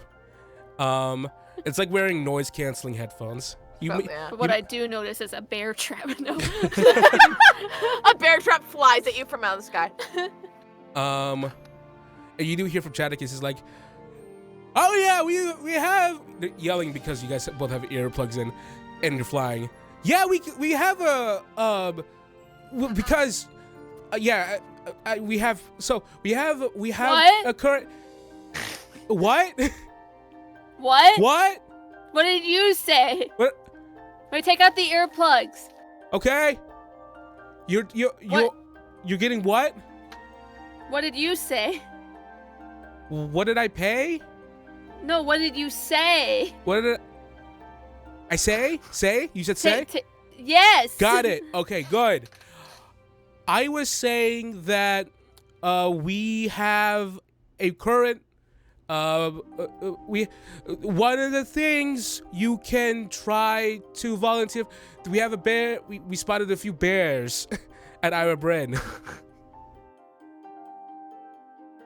The fucking. Okay. And? Yeah, quest. wildlife gets in here a couple times. It just happens. We are one with nature and all. Just like, yeah, that's the thing, you know. So if you spot any bears up here, Up here? Believe it or not, we found a bear on top of the wall once, but I don't think that's gonna happen again. What? Yeah, he was put there. Long yeah, that story. makes sense, I guess. Well, bears are very good climbers. Yeah, because very big wall to climb. Yeah, I don't doubt their ability. That'd be mean. Anyways, Bella's up here. Oh, okay. Oh, and Bella's down there too. Bella's down there too. Two bells. It's back in her earplugs. You see, you approach the bell, and he just goes, "All right, here's what you're gonna want to do." Pulls out this fucking club. And beats her. Pulls out the club, gives it to you. And he just goes, "All right, this thing." You approach this like it's an absolutely enormous, like copper bell. It has the insignia of the school, of course, on it. It seems in rather pristine condition. You would have to climb up a huge tower to get all the way up here. But you flew up here. It seems to be an old but well maintained space up here. All kinds of equipment. You see cleaning equipment on the ground. Somebody just left it up here. It is to give you an idea of the size. This bell has to alert everyone in this mountain school that it is a time, and everyone has to know. So I just like hit it 8 times, right? For like 8 a.m. No. Okay, we have a certain sort of like motif to go on. Oh. It is copyrighted, I think. I can't do the Fire Emblem bell. So I'm only gonna do it once, and if we get a copyright strike, then we're never gonna do it again. But it goes dun dun dun dun dun. It's not that. I don't know if they can copyright you singing it though. It's Nintendo. This is only Fire Emblem inspired. He just goes, all right, you're gonna do it like this, all right? Da da da da da. So one big strike, let it ring. 1, 2, 3, and you hit it again. Okay, like right now. Okay, just repeat it to me before you do it. Da da da da da. Like that. You do your thing. Okay, it's unique. That was basically the same thing, right? No, go ahead. No, I didn't mean to offend you. I just like, you know. I'm not offended. The entire point is that you don't know, and it's cute to everyone, I guess. So I can just do what I want. Is what you're saying. It's a little concerning when you say it like that, but yeah. Okay. She's gonna. All right. She hits it, just like a bunch of times. Oh my god, what's happening at the bell tower? Bell just goes, is it the end times? As during. End time! We're being attacked! And you do, and Lucia, you do hear like the frantic doing. Are we under attack? Is everything okay? I think so. Take cover. I'll protect you. And all she's thinking about is like, yeah, like, you know, I'm mad at my dad and he knows I'm doing this and this is going to piss him off so bad. Just to give me an idea, how long do you do this? She wasn't going to do it that long, but then it's kind of fun. And she doesn't know she'll get to do it again. So she goes a little bit longer. Like this entire time. By the way, Lucy, since you're a bit close, this is like so loud. You see Belle just grabs you by the shoulder, just goes, take cover, follow me, runs. Why are we getting and he just goes, "Don't worry, I'll protect you." How are you picking up everything? And he just goes, "This isn't quick enough." Puts you over his shoulder. Runs over. The bear traps! Throws you into a hay bale. After. And then she's done. She just kind of like wipes her hands. She goes, "That's really cool. That was a lot of fun." That was the most unique I've ever seen. Oh, I thought it was kind of basic. Like I could have come up with like a cool beat, but I just wanted to hit it a bunch. Yeah, I noticed. That was great. That was great. Well, everyone knows that it's 8 at least, because I think if it happened at any other time, I think people would think that we were under siege. Oh, I didn't consider that. Yeah. Fire in a crowded theater and all. But great job. Perhaps we'll ask You you. don't have to lie to me. No. I'm just being clear. You don't have to lie to me. No. It's okay. I mean it. You did it in a very unique way that I've never seen before, and I had not considered it. And then she insight checking Yeah. this guy. What is my okay? 7. 9. I've not rolled like a good roll. Jesus! Either last 2 games. Low. This guy must be so nice. Oh no. Well, she goes, "Well, thanks, Eva. So that was a lot of fun." Yeah. Well, I'll go ahead and take that back now, and I'll let you get on with your day. By the way, just to give you an update, your just in case we're about to irritate her and all, but she did have to be moved to the sort of residential district while they're cleaning out the first floor and all. That's good. Good to know. Do you know where she is specifically? Yeah, it's the it's the flower houses. It was oh gosh, it's next to the graveyards. Here, fly me. If you'll fly me around, then I can point it down to you. Yeah, sure. I need to get you down anyways, so let's go. Okay. Whew,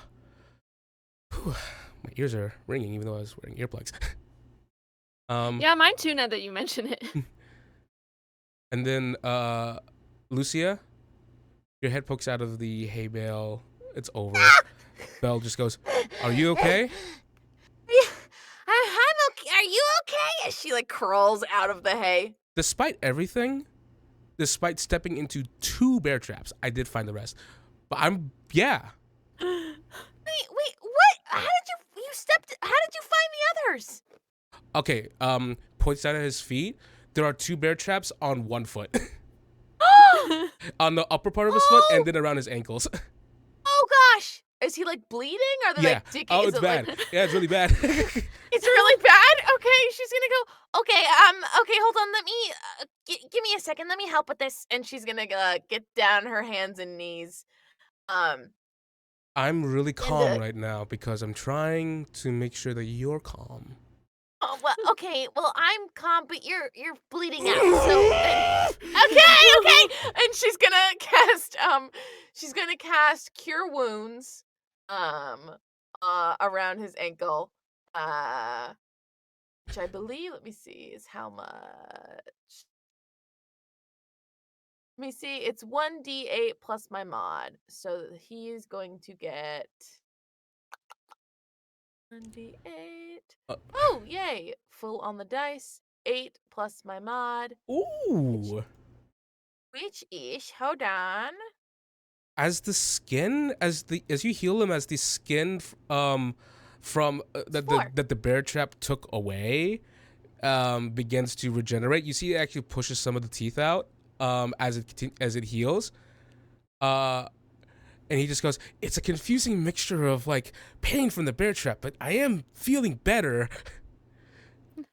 Yeah, no, we gotta get these off of you. Okay. Yeah. Yeah.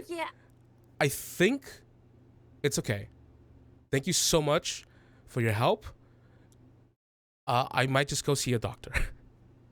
That would probably be best. Do you Um, want me to, can I help you can I take you to one? I mean, And Valoura, you hear like, "Oh yeah, okay, it's down there." Chatagus goes, points. Oh, perfect. Thanks. And you Where do you want me to drop you off? Oh, you can just drop me off wherever you're gonna land. Are you sure? I can. It won't take me long to come back if you No, need it's to okay. go somewhere. It's fine. Absolutely fine. Alright. I have business down here anyways. Okay. She'll land. Lands. Dismounts. You hear Lucia in the distance already. Oh, Hey, let me yep, at least just lean on me. I mean, you're like, I was able to stop the bleeding, but it still looks Nonsense. pretty rough. Completely fine. You're not though, so let me just help you to the doctor, and I'll feel much better about it. Yeah. this Valora's like, all right, come on, Phantom. Can hear her. Make your way over. Yep. As you make Lucia? Oh, Valoura! Valoura drops all bear traps. Salutes. Oh no, not again! As they start to fall to the ground. Oh, that's a lot Yes. of bear traps. Hello, Valoura and Leia. I greet you. Hi. I am Squire Bell. Oh, Aspirant nice to Bell. meet you. Nice to meet you, Bell. I just rang a bell. That's cool. I You heard. were the one ringing Wait, the bell? Yeah. I thought we were under attack. Oh, no. It was just, he said I could ring it however I wanted, so I just, Oh, very good job, Valoura. it's just the 8 Yeah, a.m. bell. You noticed the bear Oh. trap around his leg. What, are you okay? bleeding Here. Nope, he's not. So we gotta get him to a doctor. All right, let's, here. She tries to help him on the Phantom. And It's a great idea. he just goes, "Oh, this is unnecessary, but I will accept help. But thank you so much." No, it looks super necessary, actually. Yeah, the less bear traps out on the streets, the better. You know what I mean? So it's kind of a 2-for-1 deal here. I remember where the infirmary was, from the tour, so let's go. And he goes, "It's an honor to meet you as you're flying. It's an honor to meet you because you guys are flying now. He goes, I've heard a see it lot too. about you, from your father. Oh, yeah? Yes, he gave a debriefing about you about 2 months Oh my ago in the night circle. 2 months in advance? He I hope they were only good things. what? What'd he say? Yeah, what'd he say? What did he say? And he just goes, says he had gone through, he had said that you had exhibited, strange behavioral patterns. What? Like what? Like what? He used the word churlish multiple times. Oh my god. Rebellious. He told us to keep vigilance in regards to your behavior. Yeah, sounds like him. Hey, you don't have to worry about that. And he goes, but you have just been extremely helpful this entire time that I have known you personally. These 10 I mean, minutes. yeah, like, why did you have all those bear traps? I was looking for bears. I have heard the reports of bears. Yeah, I heard that too. I was saying that I don't think these bear traps are actually very helpful for solving the problem. Yeah. The No, bear they we are seem kind of hunting. dangerous. The bear we're hunting, he is quite a huge bear. His name is Hank the Tank. Yeah, and you're stepping on your own bear traps? I almost did. Unfortunately. Hmm? I almost did. I'm so sorry about that still. That's okay. We're almost there, right? You're it's there. Like this way, yeah, right? you're Cool. getting there. Oh, You're good. about to land. He goes, well, good. I can accept the rest. I can accept the rest of the trip here.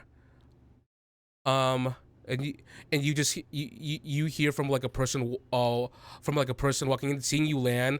You see that there's like an elven woman with cerulean like blue hair. She just goes, "Oh, Belle." Oh, this is a regular thing. Just goes, it says, "You're always the talk of the building when you're here, Belle. Come here. Let me." She casts. You see that she just gives a little gentle lift with her hand, and he starts levitating. And she just goes, Care to explain what happened here? I stepped in 2 bear traps consecutively. All right. That's all I need. I managed to stop most of the bleeding, but unfortunately, I haven't been able to cauterize anything. So hopefully that will give you something to work with. Definitely.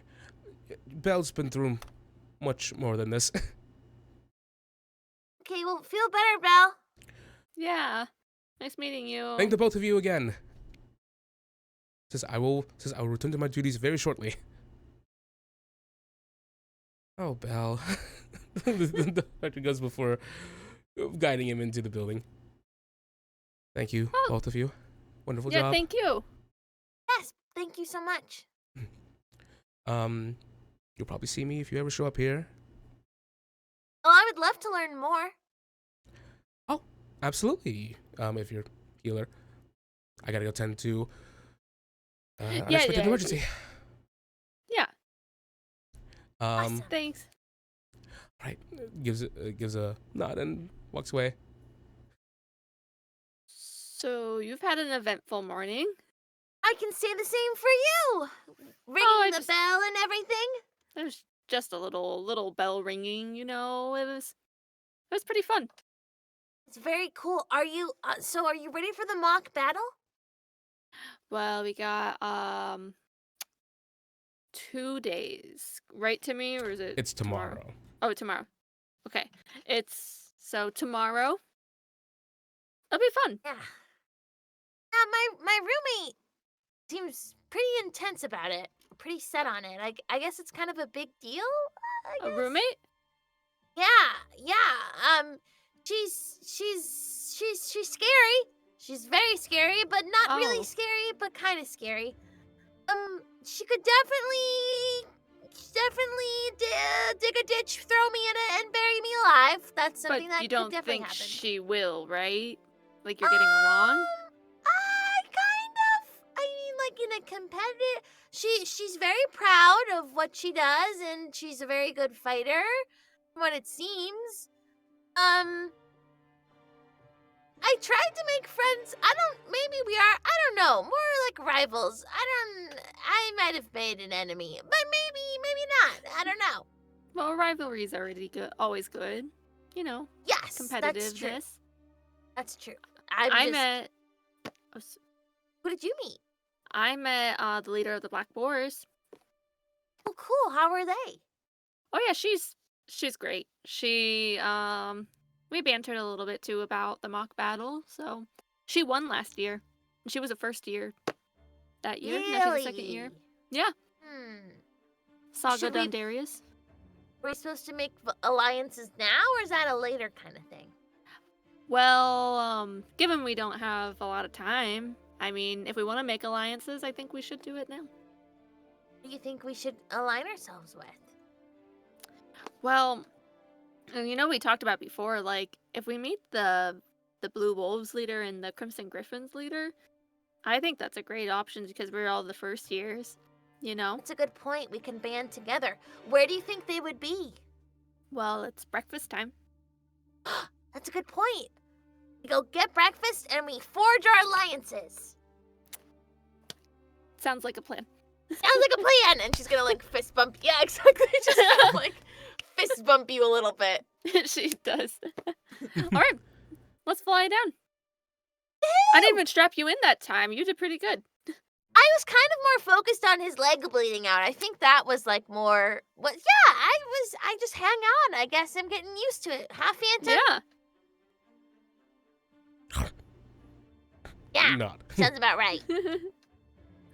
All right. Let's go then. I get some breakfast. Get some breakfast. A quick approach to the mess hall, where of course you can even tell from up above it is abuzz with activity, and of course just the sight of Phantom alone is heralding your arrival is enough to bring eyes upon all of you as you land.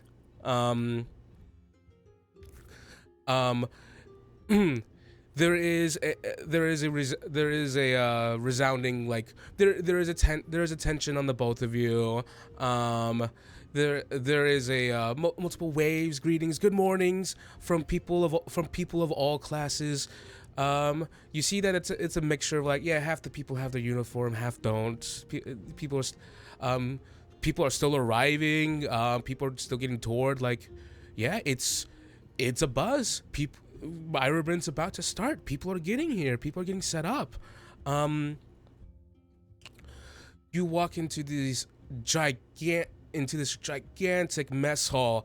Immediately, the reverberation of the people's chatter begin to just echoes throughout all of the halls. It just immediately hits all of you.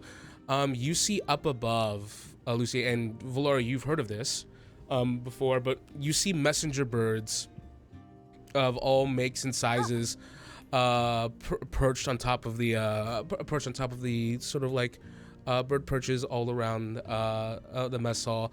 You see some of them carrying messages. Others are just kind of like hanging about after giving their message. But it just seems like this place is just super abuzz with social activity. There is just tangible excitement in the air. A fire roars at the crown of the room where you smell the scents coming from, as you see a big swine fellow, a pig man, just absolutely large, wide. He has like sort of like a boar like mane going on, kind of like quills going down the back of his neck. As he just pulls out like what seems to be like a huge like iron cleaver, slashes through this entire slab of meat, slaps it on the grill. It smells awesome. You gather your food. And Valoura, Look over. Oh, sorry. you No, look you. around. No, you. Whatever you were gonna say. You already spot a few familiar faces here. Marcellus is in uniform, already eating and speaking with other Silverline members. He seems to command the attention of everyone in that group. You see Saga Dondarius especially has a crowd, as a crowd around her. She seems to have people's attention, has a kind of like a mug and kind of like a tankard in her hand. And she seems just directly confident with the eyes of 20, 30 people on her. I did want to. So spotting Saga, she wants to go find like a table of people she hasn't met to talk to, but she's like, oh, you need to meet Saga though, because she's my retainer, and she's thinking. It doesn't say that part out loud, but she wants Lucia to meet Saga because she's a leader. Right. She's the Let's one go. that you. Okay, yes. Okay. She'll just walk with her food up to the group, not to like sit or anything, but to stand by and be like, hey. And she looks over, big smile, raises tankards, goes, "Hey, the trouble?" So that's a regular thing now, huh? He goes, I think it's one of my best ones so far. It just kind of came really natural to me. Well, can't argue with that. She just goes, Well, everyone, gestures, and she just goes, actually, I feel like you want to do the introductions for yourself. my name's Valoura. This is my retainer, Lucia. Hi. Hello. Yes, I am Lucia, the retainer of the Silver Lions, and I am the retainer of Valoura of House Evan Leia. And Yep. I look forward. Yes, that's what I do. The end.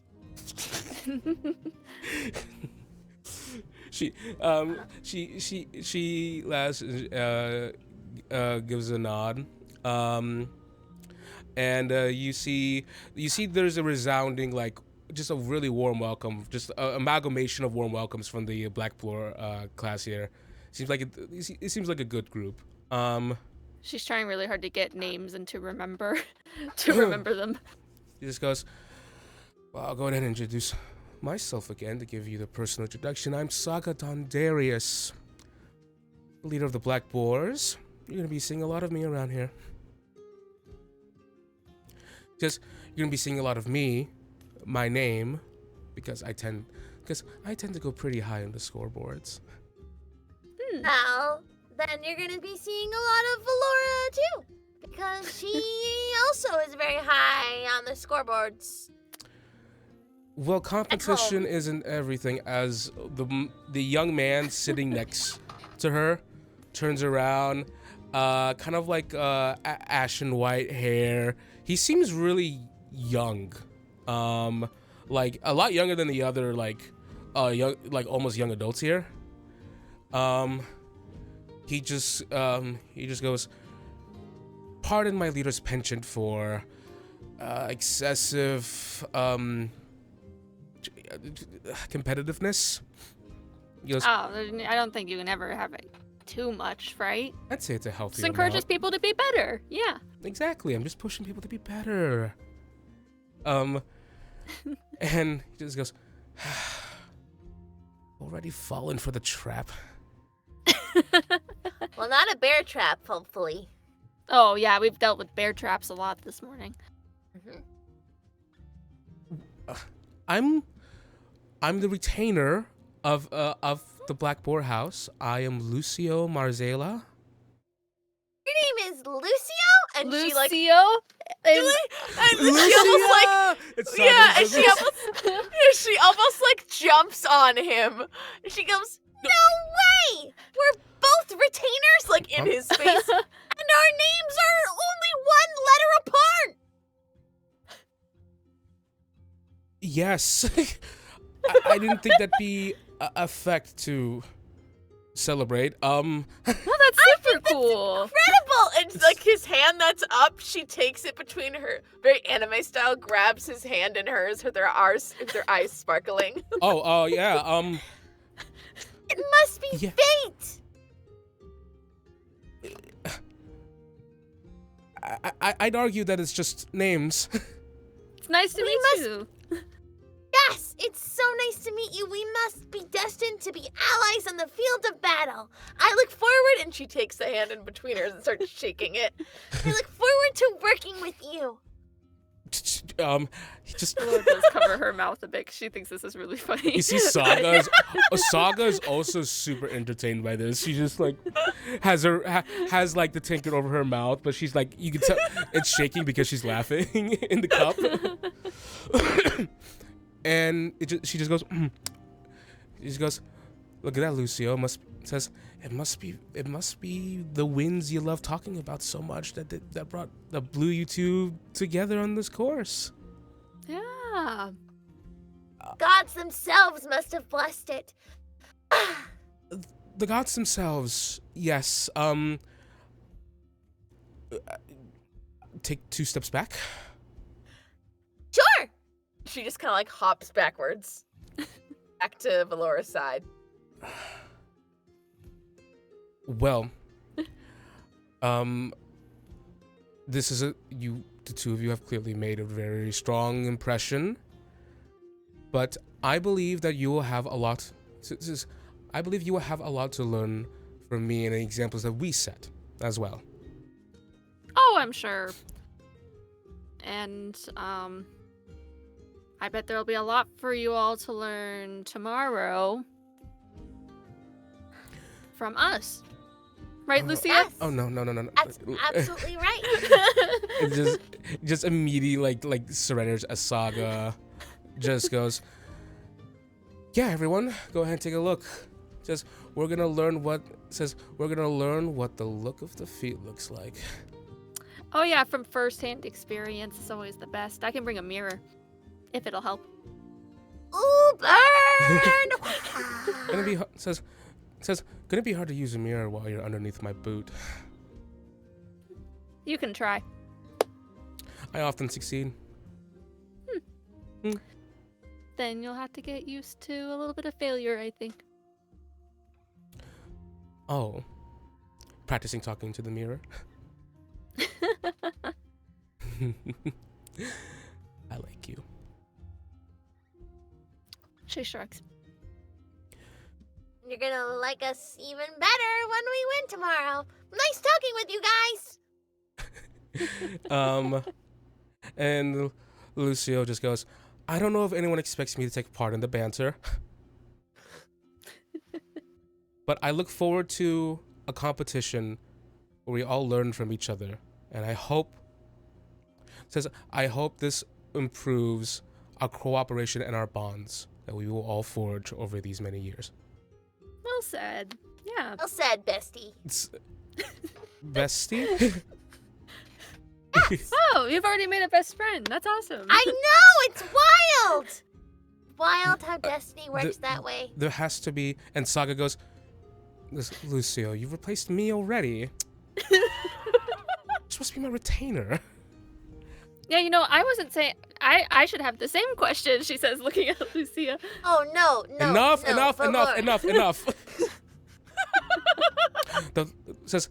The first thing I do not want to happen is to be trifled with. I am someone to be taken seriously.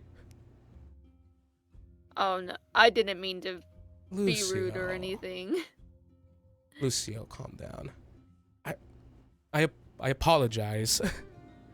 It's okay. I should also apologize.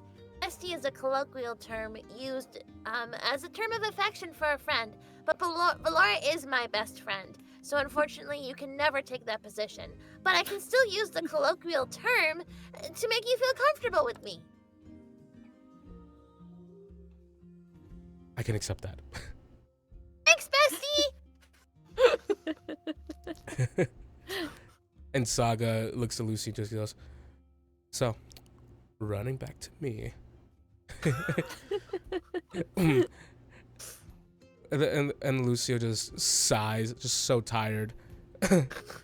Valoura, you've heard Sorry for this man.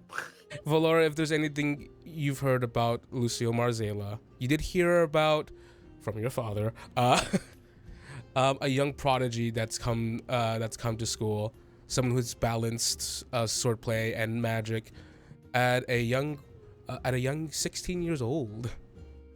Oh, he's a baby. He's little. I'm not a baby. I'm not a baby. Who said that? That's our bubble. Unsheaths blade. She was, what's the name of Marzella's region again? Do you remember? Fuck. It's okay if you don't. I'm a Google Drive right here. Okay. I used to know this. I don't know any of those Here words. we go, because that's I have a character who's from this region. yeah. Oh boy, you're gonna love it when I say it, when I have it right in front of me. It's gonna be so crazy. Guess what? Gotta look for it. Catch the sick beat, bro. Well, you're from the town Stella and from that game. Stella, But the region's name is Erida. Arita? Erida, yeah. Arita. She goes, I've actually spent a decent amount of time in Arita before I helped with some of my mom's projects there. It's really, really lovely. Yes. We have great pride in how we tend to your lands, and I look forward to taking the position of taking lordship up from my mother. That's great. You have a lot to be proud of there. Really wonderful cities, wonderful countryside. Always been great to work with. And he just goes, thank you. Just seemingly relieved that the civility at the show of that there's finally some noble ship here. She was trying to repair it because she could see that he was much more this type. He was emotionally broken in more ways than one. He just goes, your reputation also precedes you. Your house has done an incredible amount. And you see Saga just points behind you. An irreparable...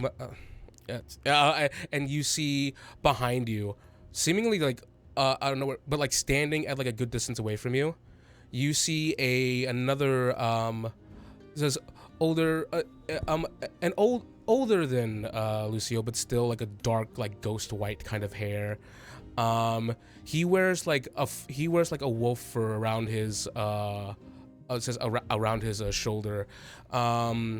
And he's not in uniform yet. He seems to have gotten here. He has bags that he's packed. You see another young man, and beside him says a sort of olive green haired young, also a human. Messy hair, seems a bit more tired and more subdued.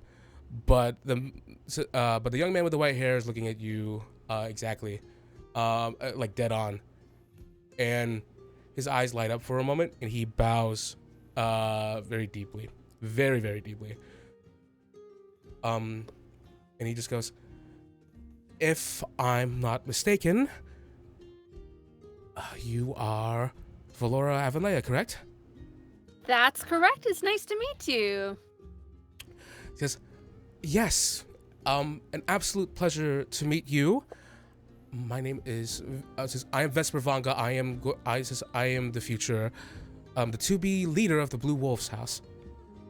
Oh, it's good to meet you, Vesper. And you see Saga just goes, did you just arrive? She goes, yes, but I thought it was pertinent to sort out the other leaderships immediately and establish a rapport. Yes. You're faster than me. Says, and of course, says my retainer here.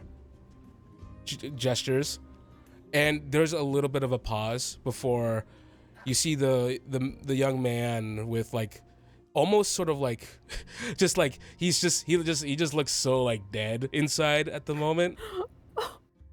Before he just kind of blinks. Oh, of course. Archibald Raimondi. Pleasure to meet you too, Archibald. A pleasure. This is my retainer. Hiya, Archie. And she just sticks out a hand. I'm Lucia. Takes your hand. Just Give her a shake. I really hope we can work together tomorrow, especially in the mock battle.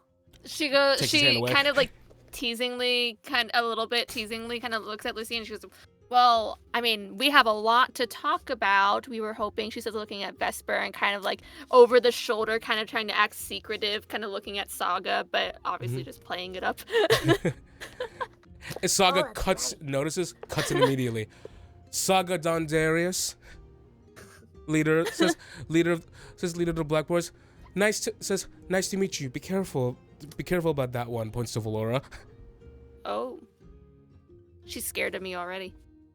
You know, people call her trouble around here. Someone does. Someone of great renown. Someone's words who you should trust way more than anybody else. Vesper just goes, oh, who? Yeah, who? Me, of course. I'll keep that in mind. He's just extremely respectful. And I'm Lucio Marzella. I am the retainer of the Black Boar's house. Exhale. Vesper just goes looking towards you. His attention seems to be on you, Levelor. Just goes, I hope that the situation between that is brewing between our two regions doesn't color your opinion of the great people of Aurora. Just Of course not. none of that is being carried here, I assure you. We are here to be cooperative, to assist. I will assist you in any matter. It says we are friends. It says we are friends of the Silver Lions. I know. You know, and you don't have to worry about any of that with me, you know? Like, I love Aurora, if I'm being totally honest. I've gotten to spend a lot of time there, especially lately. I've had nothing but fantastic hospitality from other Aurorans. And I feel very fortunate to get to know a lot more of you while I'm here. Huge sigh of relief. Like you can feel the weight come off his shoulder. He slowly exhales, the weight draws off of him, and it's replaced with a gentle breeze of a smile. And he just goes, that brings me great relief.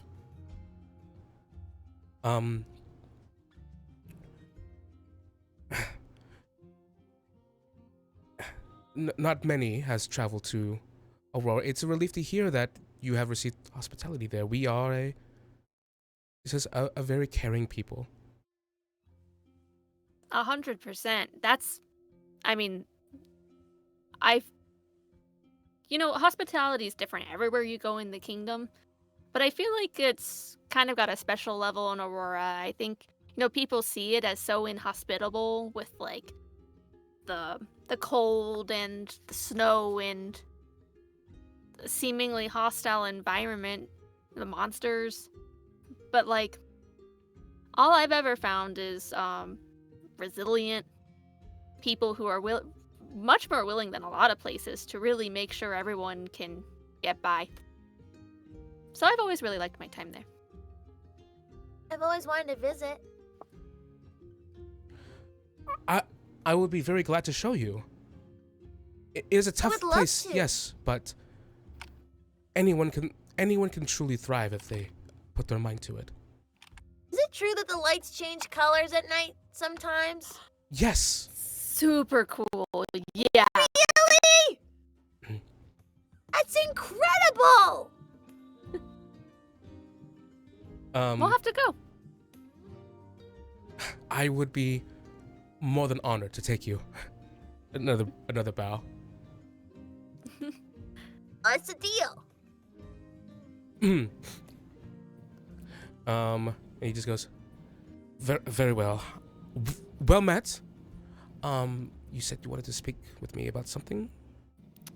Oh, I would love to get the chance to talk to you more soon, but it's not urgent, and besides, I think there might be some prying ears around, she says, kind of looking at Saga.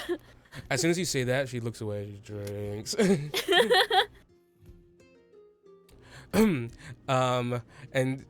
Vesper just goes, well, Matt, like very relieved, turns around. Archibald immediately pipes up. As soon as he turns around, he just goes, you know anyone named Todd Cadwallader? I've heard that he's going to be here this year. Archie, it's quite all right. I'm familiar with the Cadwalladers. Todd's a Part of your third. part of your house. Yeah. No, it's Oh. and Vesper just goes, Archibald, it is really quite all right. I haven't seen him yet. We have.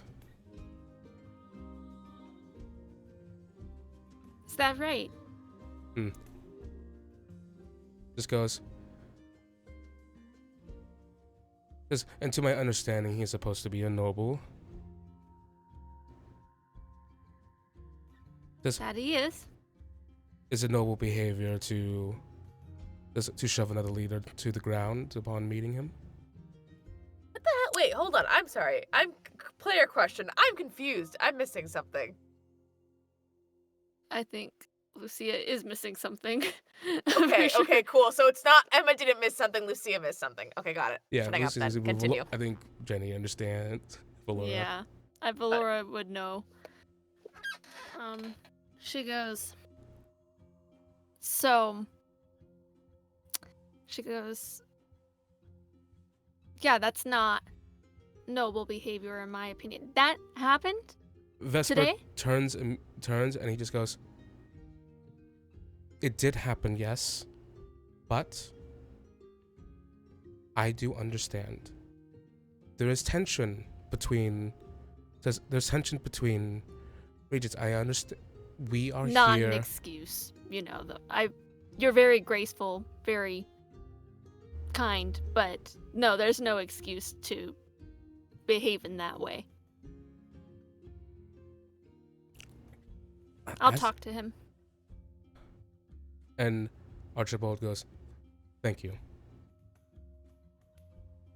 And Vesper goes, "We have already grown. We have already been prepared for the says for the ire that we may draw at our arrival here." But you have nothing to do with that. Just because people are scared doesn't mean they get to take that out on you. Not while I'm around, at least. Is there a war with Aurora I would know about? There is growing tensions. Growing tensions. Okay, yeah, we'll non-official war. We'll get into that. Got it. And someone from our house, from what Lucia can gather, pushed the house leader, Aurora. Pushed Vesper. That's a problem. And Vesper goes, says your support will do great in this divide, in growing together this divide. But also it is a weight that I have decided to bear. Thank you. I'm very gracious for you, Avonlea. Valora's fine. Valoura, Avonlea. Either way. You have nothing to be grateful to me for. I mean, basic, common courtesy, the way you treat people. You don't gotta thank me for that.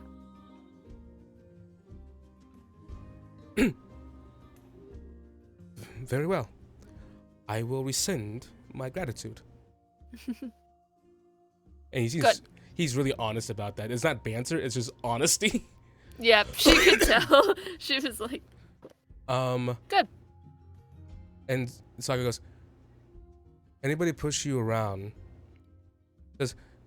says, you could definitely tell her, but you can also come to me.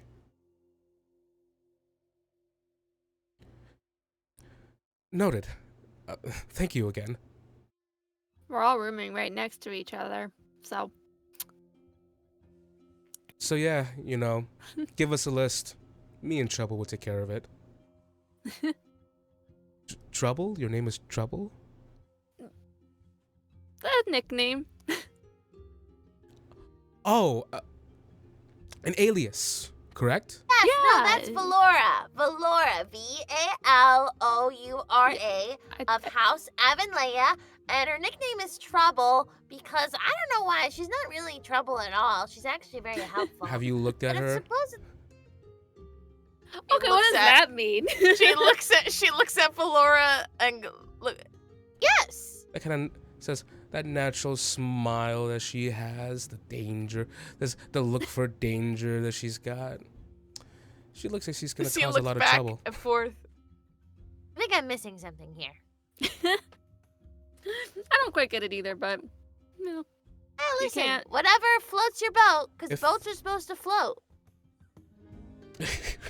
Lucio goes, yes. They Yeah. are. Yeah, they're supposed to float and leave the harbor sometimes. And Vesper goes, I've heard of that, yes. You have? Yes. The saying get it. the saying I believe is that says boats are safest at harbor, but that is not what they are for. Yes! And she lunges across, like completely forgetting that he is a house head, right? Mhm. She grabs his hands and just goes, "That's exactly what I've been trying to say!" If you're jumping up and down, he's also doing it, just trying to match your energy. She's Yes. like, blonde Kevin. You did it, Vesper! And she gives him a big hug. You see Archibald recoils at the sheer volume.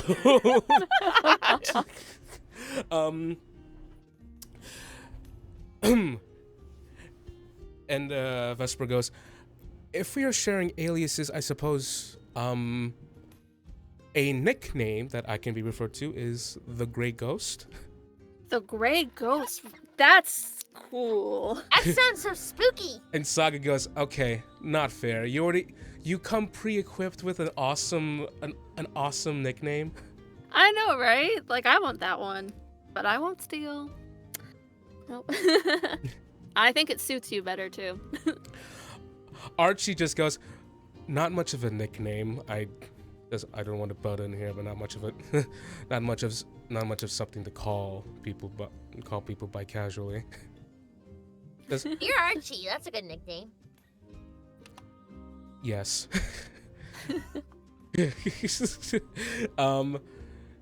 And Vesper goes, I should be leaving. I should be leaving now. There's more of the tour, but I just had to come and see you once I saw you. It's a pleasure to meet you. Both of you. Of course. I am very much looking forward to our years together. Me too. Yeah. Nods. And he goes, and again, I am completely dedicated to everyone here.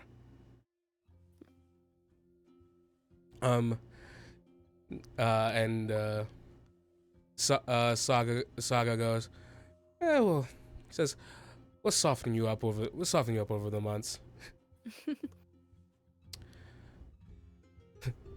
Very well, I'm looking forward to it. Another sweet smile before he turns and walks. Archibald kind of like gives him a look. You do tell that there was some disapproving looks for some things that Archie was giving to Vesper from time to time. But they walk away together. Laura's like, geez, I feel bad to have to be that on edge. First thing, I mean, I get it, but Yeah, he seems like he has a lot to prove. yeah. And, we're not even started with classes yet, and Cadwallader is going around being Is an it asshole. Our house? Yeah, his family's pretty big deal. You know, he wasn't at my naming ceremony because his dad was too drunk, is what I heard. So, but that's not an unusual thing with the Cadwalladers. So, are you gonna have to go talk with him? I said I would, so I'll find Okay. him eventually. You let me know when. But that's the leader of the Blue Wolves, right? Yep. Yeah. We could definitely make alliances with them. Yeah, we could. She says, kind of side-eyeing Saga again. Oh. And Saga goes, Yeah, this goes over. Saga just goes, well, you need it. She goes, well, I guess we do need it as soon as you couldn't swipe them up for yourself. I can do it very easily. Could swipe you up if I want. I Oh. don't know. Don't think it'd be that easy. Mhm. I feel like I shouldn't be here.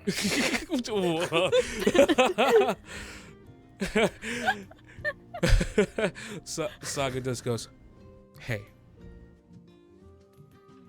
we, believe it or not, says our measure of success is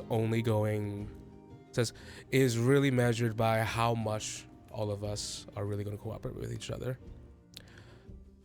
So, what I'm trying to say is that I'm really liking what I'm seeing so far. Same to you. You know, I've met your mom. You're you're nothing like her either. I mean, as far as I can tell so far. Thank goodness. I was kind of, you said you were expecting a mini version of my dad. I was kind of expecting a mini version of her, if I'm being totally honest. Well, I'm glad we're both defying expectations. Because I'm glad we're both exceeding expectations that were already 6 feet deep in the ground. Don't tell anyone I said this, but my mom kind of does this whole, like, anytime she does have to go deal with her mom, she did have to do for, like, a little bit. Like, it was pretty frequently when working on, like, the roads project. That's when I met her. But, like, she kind of does this, like, self-pep ritual leading up to it to work herself up to it. Please tell me you do the same thing. You know, never tried it. Well, maybe it'll help you win. Yeah, maybe I'll start.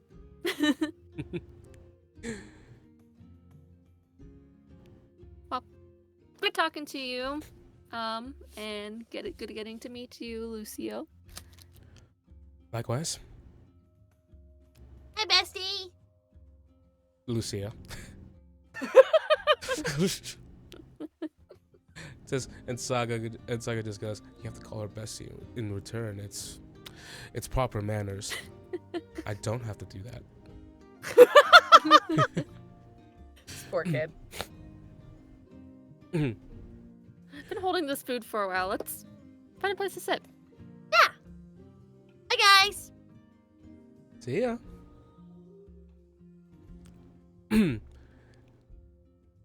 You go ahead and take a seat. I assume next to your Silver Lion compatriots. It's the third year is Cadwallader or whatever his fucking name is. Cadwallader's a there? third year. Cadwallader's a third year. So he wouldn't be sitting with us, or He He could. could. Anyone could eat in here. I just wanted to find a table of people with spots of people I haven't met so we can meet more people. But maybe the Silver Lions would be good too, cause thinking like, oh yeah, we should introduce ourselves to them. So yeah, we'll find a place. You go ahead and introducing yourself to a swath of. So it becomes a very active half hour immediately. Lucia for you too, because the two of you have drawn the attention and the interest and the ears and attention of all of a sudden these very well-to-do looking students around you. boy. I will say there is a difference between everyone's appearances. You can tell where people are from just because of how they dress. Silver Lions, it is a little embarrassing, but anyone who's like really clean and has like very clean, put together, and people that tend to be like, you know, the most like well built and like strong chinned are Silver Lions.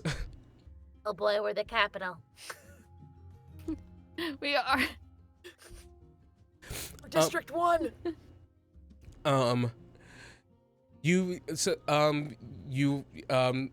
Says the two of you launch into. I actually want both of you with advantage to give me a charisma check.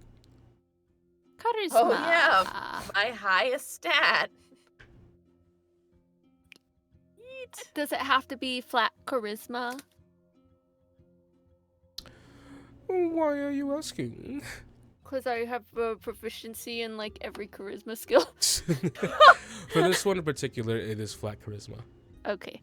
Because I also have an ability that gives me oh wait, I already have advantage, so it doesn't matter. Never mind. 19. 11. Very good. Does the both of you get past the group check, it's considered a critical success. Oh, thank God. We with 11.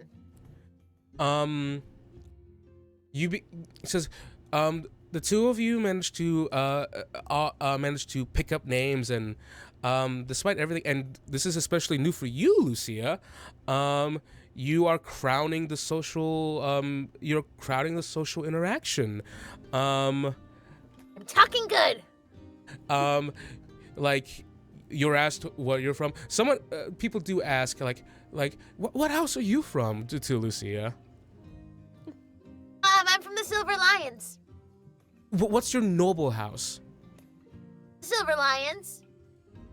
Your family house? The church. She's from the Satra ministry. More or less, right? Oh, I see. Huh. The hog comes out, and he goes, "Oh, I didn't mean it that way. Oh, no, none taken. Do you worship any of the gods? Well, of course I do. Which one is your favorite? Well, of course I wouldn't want to play favorites with the gods, but I am inclined towards the All-Father." Yeah, that's a good one. Have you met? She starts campaigning for her goddess. Yeah, the Allfather's fine and all, but Dune. Yeah, I heard about him before. Hello, my name is Elder Price. Let me tell you.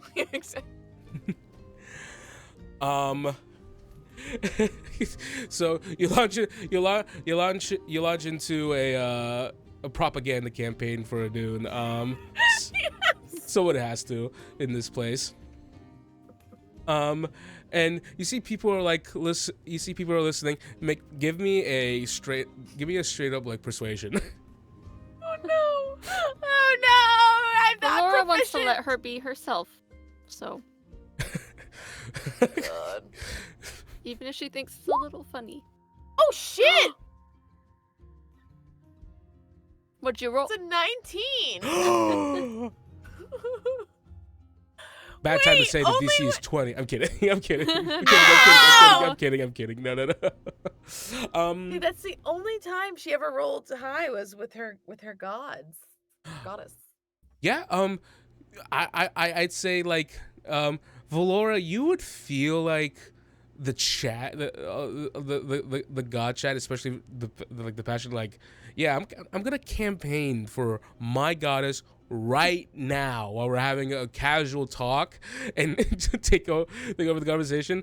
Maybe it wouldn't go over so well, but the moment it goes on, you see people are like they're like listening in, and when Lucy's done, people ask questions, which is like to you it's sort of like, wow, these people listened and weren't turned off by it. I mean, it's a Dune. And so basically, like, there's so much symbolism in all of her stories that aren't really talked about the changing of the seasons and new vitality and life. And there's can I just ask so something? much to learn. Yeah. Why are you drawn to a Dune in particular? Well, because I think she's kind of like me. Oh. I mean, not many people know about her, but she still takes care of everyone. All the gods are youthful and healthy and happy because of her. Listen. Perhaps we should have a cheers to a Dune then? Here's to a Dune! Yeah, cheers. Right. Um, She's happy it's going well for her. She seems very happy. It makes Valoura happy because Lucia was so nervous coming here. Well, now she's cult brainwashing everyone. takes a drink and he just goes, "You haven't met many of the upperclassmen, right?" We've actually met a few, right, Valoura? I mean, like a couple from the other houses mostly.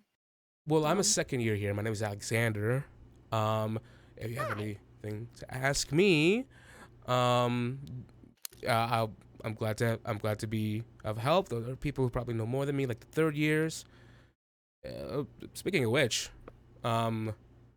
gives a gesture to the door, like well, just timing. Oh, Uh, third year. a man, a man with blonde, like swarthy blonde hair, hammer at his side. He has a barrel chested, silver lines outfit. Kind of like has a kind of like growing sort of like a mangy kind of like facial hair, kind of going on. He looks so much like his father, Valoura. Yeah, recognize him immediately. Flanked by you see a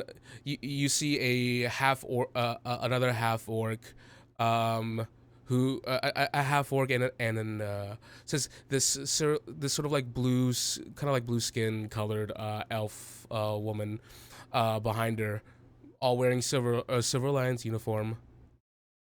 Kind of like walks in to the mess hall. And Alexander just goes, that's Todd. I Hi. recognize him. Cadwallader. Oh. Oh yeah. Of course you know him. Says tough. Right. Says really tough guy. Says haven't really seen many people who could take him down. Oh yeah, the Cadwalladers are really known for their strength.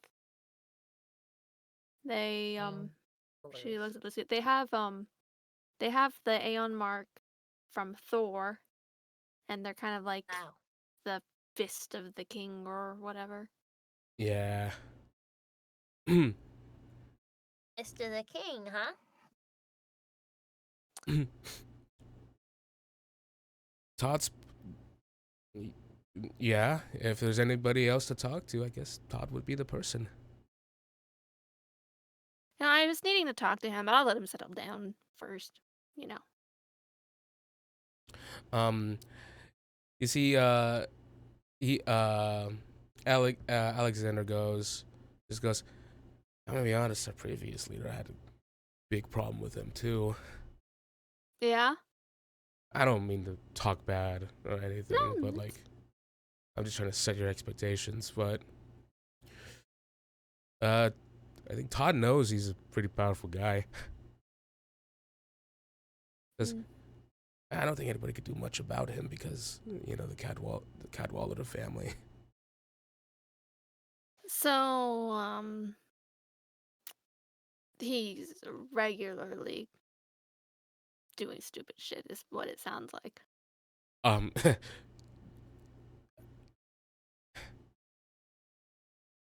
yeah, yeah, I'd say that.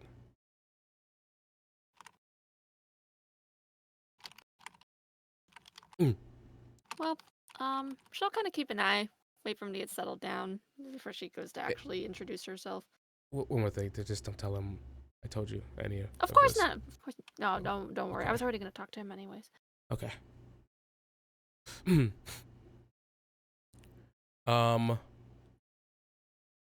And you see Todd goes through the line,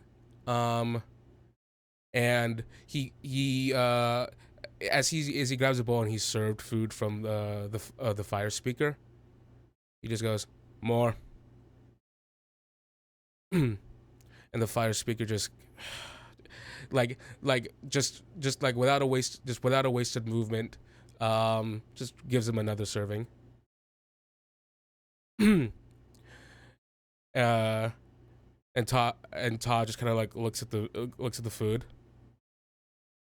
And he just goes, "I hope this is better than last time." Is it? It's good food. At Todd. That's Swineherd goes. And Todd just goes, Todd just goes, just kind of looks at it. And he just goes, "You got anything else?" I can check in the back for you. Check in the back for you. Who? My lord. Valoura's gonna get up now. She was gonna wait for him to kind of settle down, but she just senses a just a moment that she thinks she jerk. can diffuse, and she'll stand, and go, Cadwallader, right? I'm right behind her. Turns to you. He just kind of like dumps the food back into the pot, and just kind of like throws the bowl beyond throws the bowl beyond the chef. And he kind of like smiles a little bit, seemingly attention taken off of you. He was gonna turn attention to you, but then he just like then you see that he's like kind of like laughing a little bit at when the chef went to go pick up the bowl that he threw, before finally turning attention to you. It's been Yeah. a really long time. I'm Valoura Leia. I thought I should make my introduction.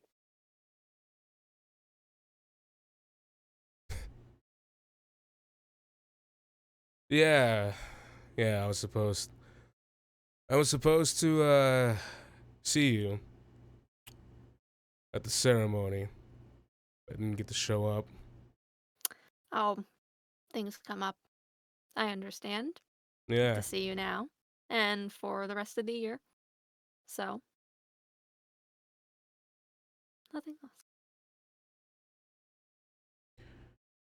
Well, as long as you understand the situation at hand and you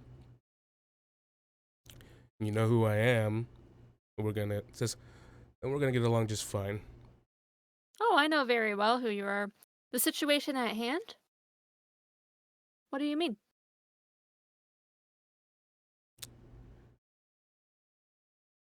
Yeah, bitch. What do you mean? Let me tell you something. You're the leader, but you don't tell me what to do. I've always been a more cooperative type. Yeah. Because your house, you're the people who are always on your hands and knees, like digging at roads and stuff, right? Yeah, we do a lot of infrastructure work. We've done quite a bit around your house, Oh yeah? helping people get places. As glorified gardeners, if I just think about it. I would like to cast Bless on Valoura. She goes, I did hear that you've already had the chance to meet the new Blue Wolves leader today.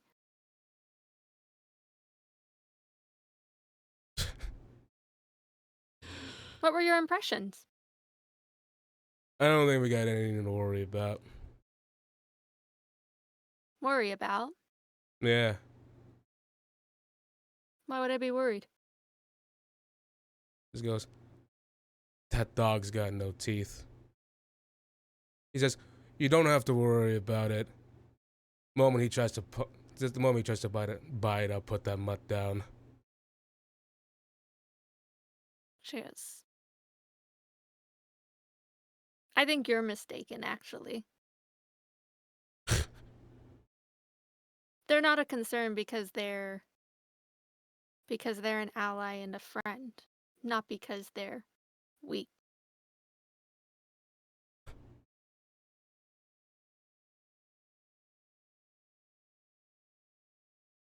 You stupid. And I cast guidance on Valoura. they're both concentration. Oh shit. Never mind, I do not cast guidance. She just keeps wanting to buff you with every single thing he says. And what's your problem?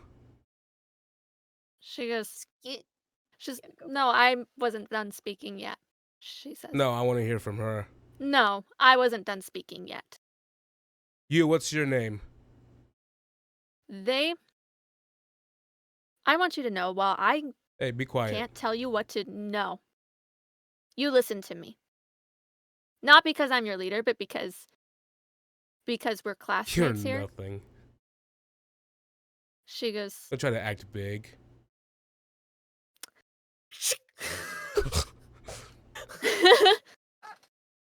she goes, not as your leader, but as a person, I'm not going to stand for you treating people like you treated Vesper this morning. Let me be clear. I was trying to be nice. But no, you don't get to go around doing stuff like that. And I'm not telling you as a leader. I'm telling you as a person who cares about my classmates and other people in this kingdom, for that matter. And you don't get to come in here and walk around acting like you're better than everybody. Because you're not. You're all just dogs. Look at you yapping and barking all over the place. Woof. Woof. You can shut up. Woof. Woof. Woof. And she's gonna Lucia. She kind of, just kind of puts a hand on her arm, she does, she was kind of letting Lucia be herself before she's, Yeah, no, trying to don't- calm her down, don't mess with this.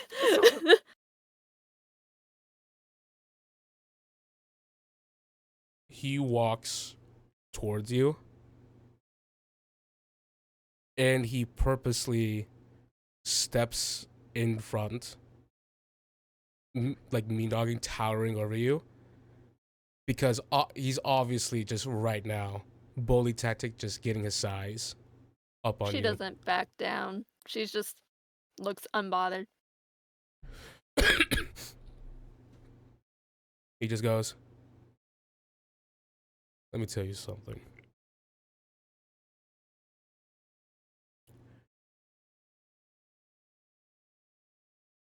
All because you've been given a little title and just the king told everyone to respect you doesn't mean that's what has to happen. That bullshit don't rule here. Power does. No, Just strong people. I don't think you understand who you're talking to either. No, I have an idea. I don't think so. I'm not trying to pick a fight with Make you. an athletics or an acrobatics check. Acrobatics, Acrobatics. for sure. Because I get expertise on that, and I can't roll lower than a 10. Okay. Let's go. Plus, so a natural 20, so for a 27. This guy's gonna get his ass whooped! We honor nat 20s. Kick his ass! He only rolled an 18 anyways. 18. Okay. I He's rolled a 9 bitch. higher. He's a little shit. You see it. His hand moves to shove you. You are immediately to the side. You dodge his huge meaty hand as it moves to shove you like chest level.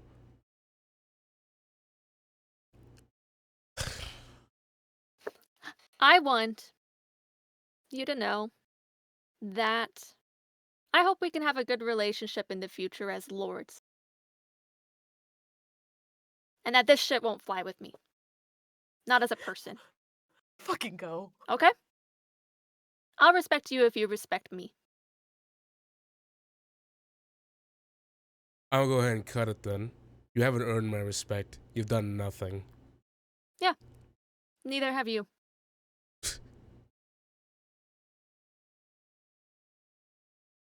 All right then. Beating you into a bloody pulp enough to earn your respect. She just kind of rolls her eyes.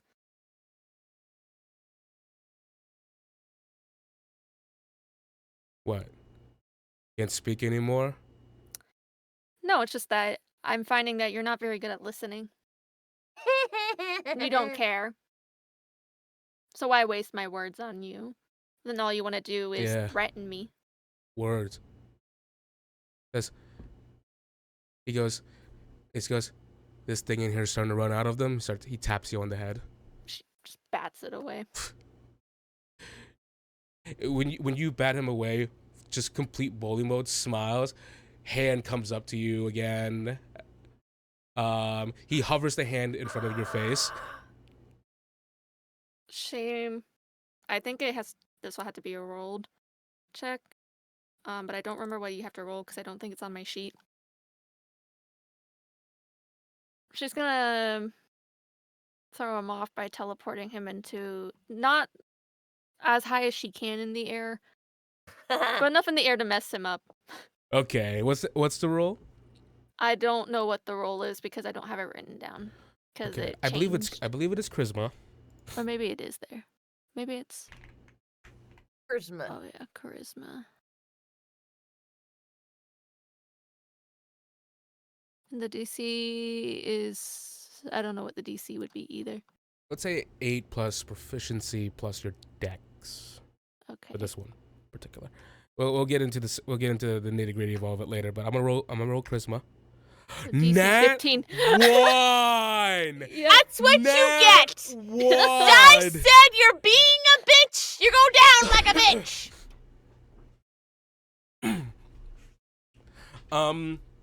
It's the worst. So you teleport him up above. Yeah, not super high, not high enough to hurt him because she could put him 30 feet in the air, but she's not gonna just enough to throw him off. All of a sudden, as he's hovering the hand in front of you, he goes, "Come on, do something, do something." Everyone who's watching the scene sees Todd suddenly shunt, and his appearance is heralded by birds above in the rafters suddenly being spooked and flying away as he's suddenly up above, and he just falls a good like 9 to 10 feet. And his eyes like grow wet for a moment as his arms kind of flail, and he just lands. And you see people are like gasping. There's like you see there's chortling. There are like sounds of approval from the crowd.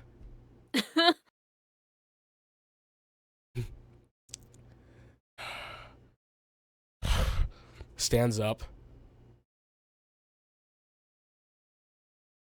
You see he quickly reaches to his side, pulls up a warhammer that's attached to his side, and very quickly, extremely quickly, like this situation that escalated, he says he rears his arm back, and as he looses forward to throw the hammer, a crossbow bolt comes towards his hand and shoots his hand, and knocks the knocks the hammer out of his hand.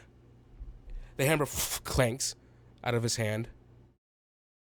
Saga from her seat. It's your girlfriend.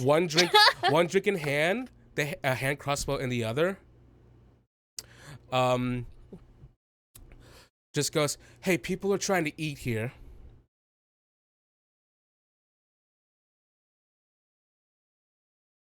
Just goes, "If you want to settle this, how about we take it outside?" I said everything I needed to say to you, she says.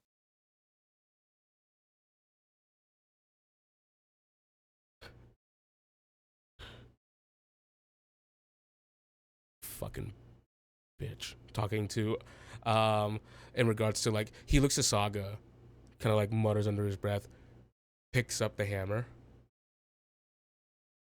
just goes, All right. You got tricks.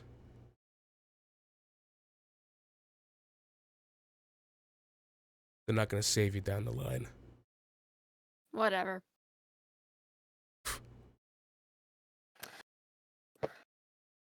I said my piece. Come on, Lucia. Go to sit back down.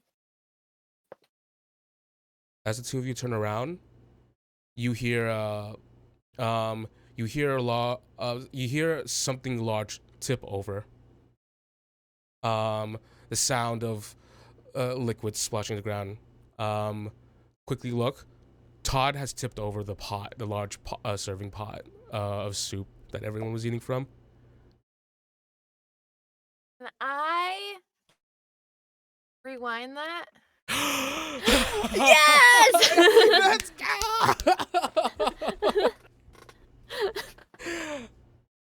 At what point in time are you rewinding?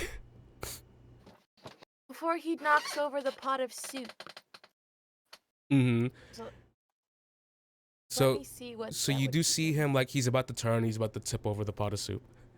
I've said my piece. Come on, Lucia. She turns around and then I sprint to the fucking pot of soup and stand in front of it and just kind of like square my feet off. You say, "Come on, Lucy," and then Lucy just runs back. Lucia. Out of my way, pissant. No. Please? No. Valoura's good. Like, she's worried. So she's like kind of stepping up. Legitimately make a persuasion or an intimidation check. Really? Persuasion's gonna work on him? There's some other factors here. That's true. That's true. Everyone is watching him. Well, they're both 0 for me. So do you want to scare him or persuade him? It doesn't really fucking matter. 12. You didn't tell me your name. I'm Lucia. And I am the retainer. Valoura of House Evanleia and the House of the Silver Lions. My condolences. Come I on, don't know how to Lucia. respond to this, but this soup is for everyone.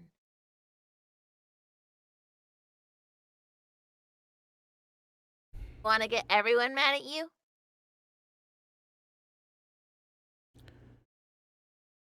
I can't do anything about it. You called me a pissant earlier. Funny thing about ants is when they all band together, they can take down larger opponents. It'd be a shame to see that happen, wouldn't it? I'll let the ants try. I just squash all of them. She just rolls her eyes again. She's like, come on, Lucia. He's scared to leave the soup. He goes, she sees "Hey. he's You look smarter than our leader over there."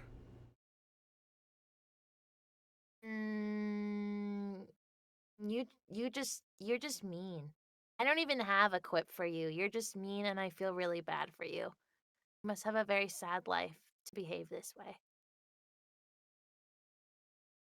I hope you can find joy in your life one day. Take an inspiration from me. Jot down an inspiration. Wait, do I get inspiration for Oh, standing up to power? Oh, Yeah. if you're an underdog? Actually, oh my god. Actually, yeah. Yes. You get this. Yeah, take one. You absolutely get inspiration. And then you hear, goes, "Is there a problem here?" You hear your father. You hear the master at arms. Nothing. Cadwallader says, "Not causing problems again, are we?" No, We're fine. just didn't like the food.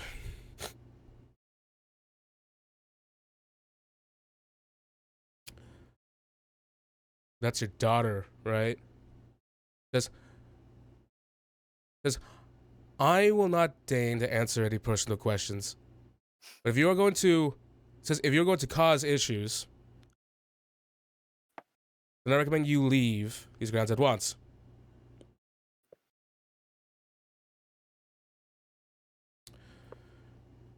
Todd just turns to his other two people. He just goes, come on, let's get out of here. Says, and Todd begins to walk. The half-orc walking by you, Valoura, he just goes, you've done it now.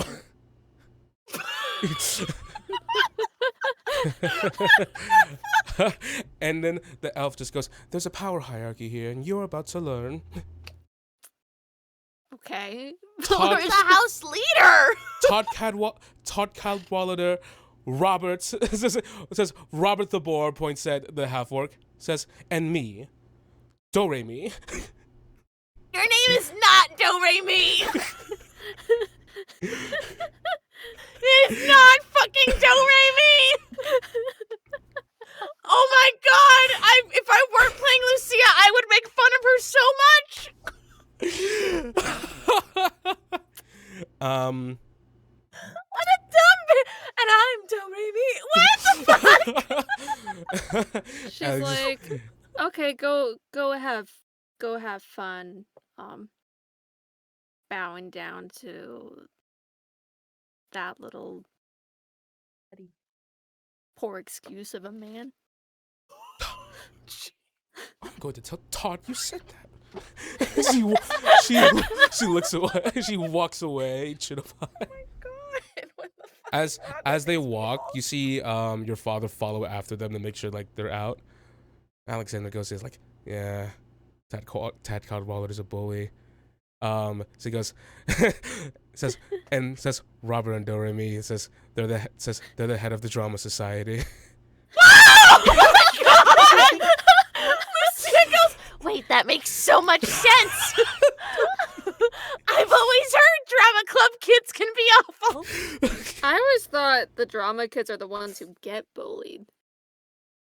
Says they're the ones You'd be surprised. they're the ones who cause drama. Do-Re-Mi's not their real name, right? You're gonna have to.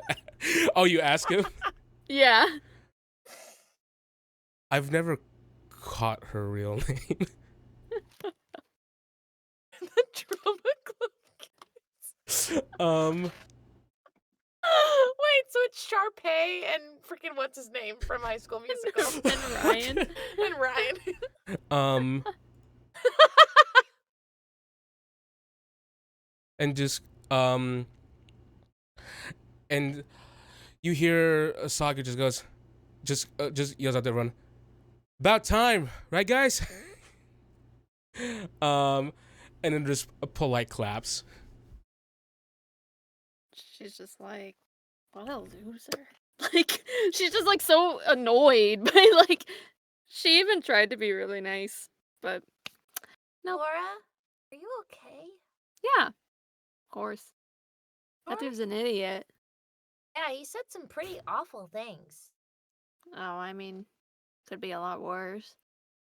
But, yeah, I'm fine. You don't have to worry about me. Okay. I'm. Oh. He's. You know, not. I was hoping that could go over a little bit better, but. What an asshole. Yeah, Valoura, if I'm to be your retainer, I don't know if I can listen to someone talk to you that way again. Jeez. I get it. And I would never tell you not to, like, stand up for someone. But, you know, I don't let people treat me like that either. You did a Not very normally. good job. I was trying to be a little bit patient. But all I'm saying is, like, you don't have to worry about me, okay? Not like, Okay. I'm not worried about you. I'm not worried about you at all. You handled that really well. And you're our house leader. You did too. Just kind of like shrugs awkwardly because Lu- she's not used to like the socio-political economics of people her own age. Valoura, the sight of Lucia standing in front of a large, imposing bully. The sight of Lucia, that has now been done twice. Listen, it was the soup that did it.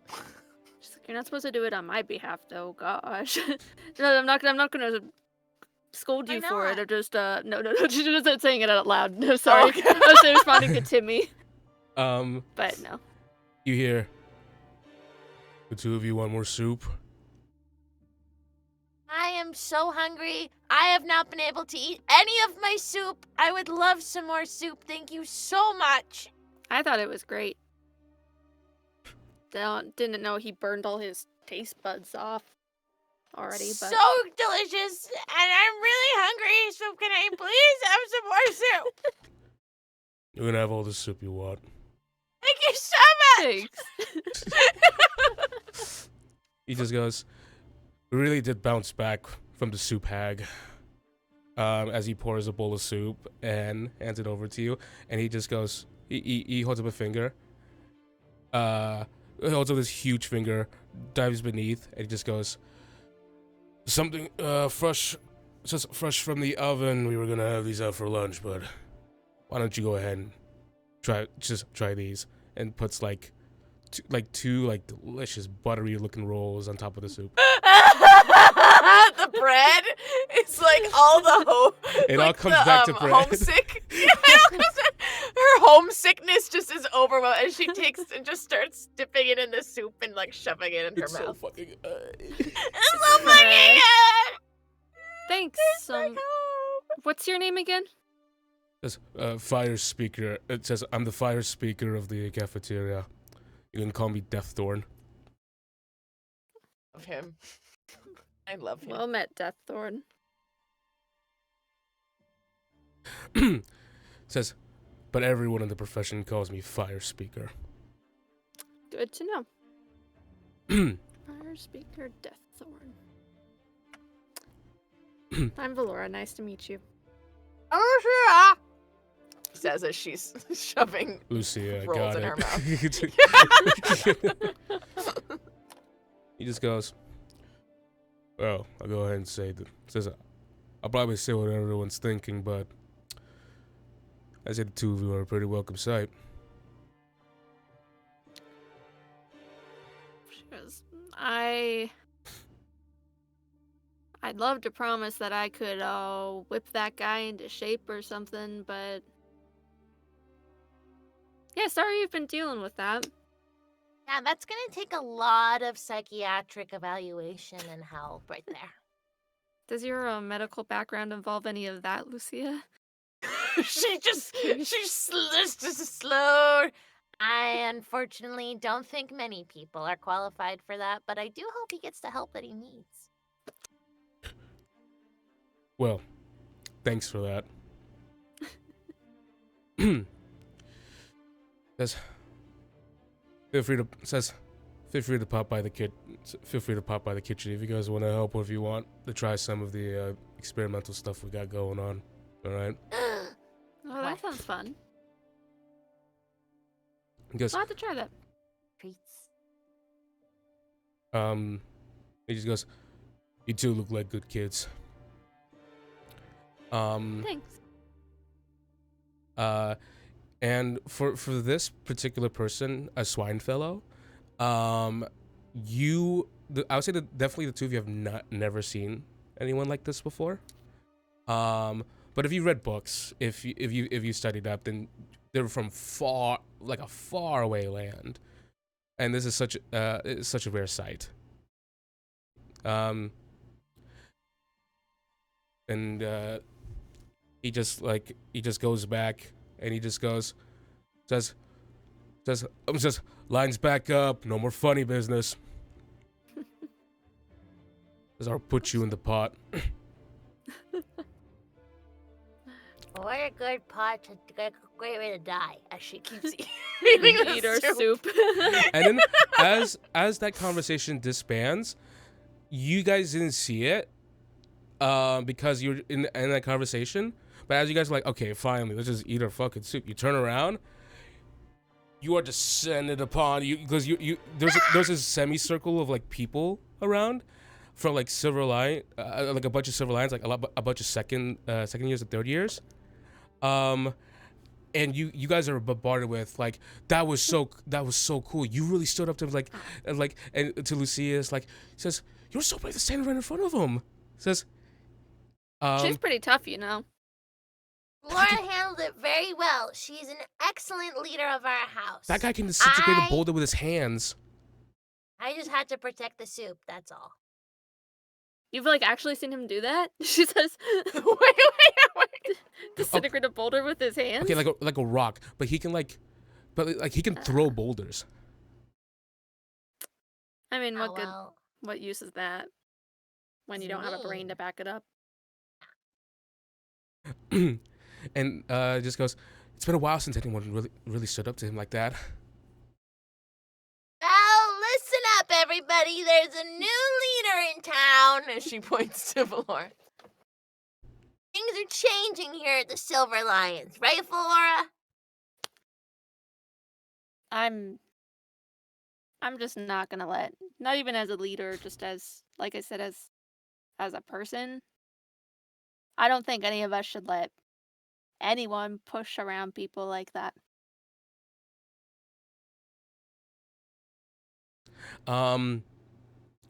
That just that you see received very well. And you see one of the guys says, "Here," and then people follow along with "Here." Here! And this soup's great, isn't it? Here. Great soup!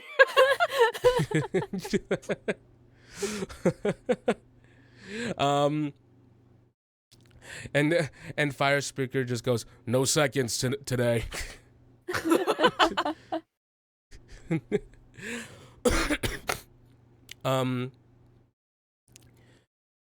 The two of you faced with your first leader, your first challenge yet. Many allies met today. Many more allies going to be met in the future. The free time is seemingly coming to a close before the start of the academic year. Beyond the opening ceremony tomorrow and the subsequent mock battle, which is holding rapt attention in everyone's mind, it seems. It's exciting to see what happens, or what. It's exciting to think about what's going to happen in the future. What these hollow, cherished halls await you. Because as breakfast comes to a close, as first impressions are strong first impressions are formed, and as we get to know, says the make and mark, or the beginnings of it, of Valoura and Lucia, we will bring this game for now to a close.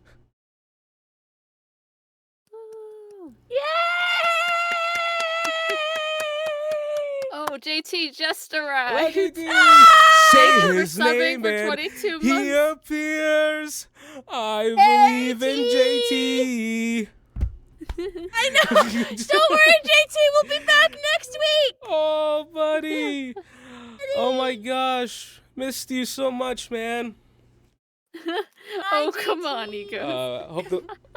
Hope travel was good. Miss the Sapphics! This was a He very did. gay session. It was It's a very, very queer session, It was JT. so gay. I feel like I'm a part of the sleepover.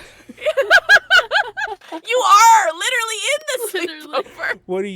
What do you guys want to talk about? Have a sleepover with Samara every night until you get Hey, pulled out of yo. your room. Hey, yo, all I'm saying is when we meet on the field of battle, not just me, but like I said, Saga, like the most queer-coded flirting I've ever seen in my fucking life. Because it's with women, it's like verging on the like, hey, girly, like you're so cute, but then it's like overtly very sexual at the same time. So you're like, what? She's just a real confident. She's just a real confident Like, okay, woman. trouble. That girl's trouble. You don't want to. I'm like, Dragmire says someone licked cake out of Valoura's hand, and that is not true. What? Jenny's like, I disagree with this Dragmire, tell me what you've been watching. Dragmire has a subreddit, or like an AO3. He has an entire little section. I choose to remember it that way. Fair enough. The best kind of fair enough. selective memory. Exactly. JJ's just, oh god. Oh well, I can't wait. So then, wait. Next episode is opening ceremonies and the mock battle, or just opening ceremony? We're getting to the opening ceremony. We'll see when we get to the mock battle. We're definitely making our way there. We still have to meet 2 more leaders, and That's right. hopefully make a plan with to overthrow the Black Boars as the winners.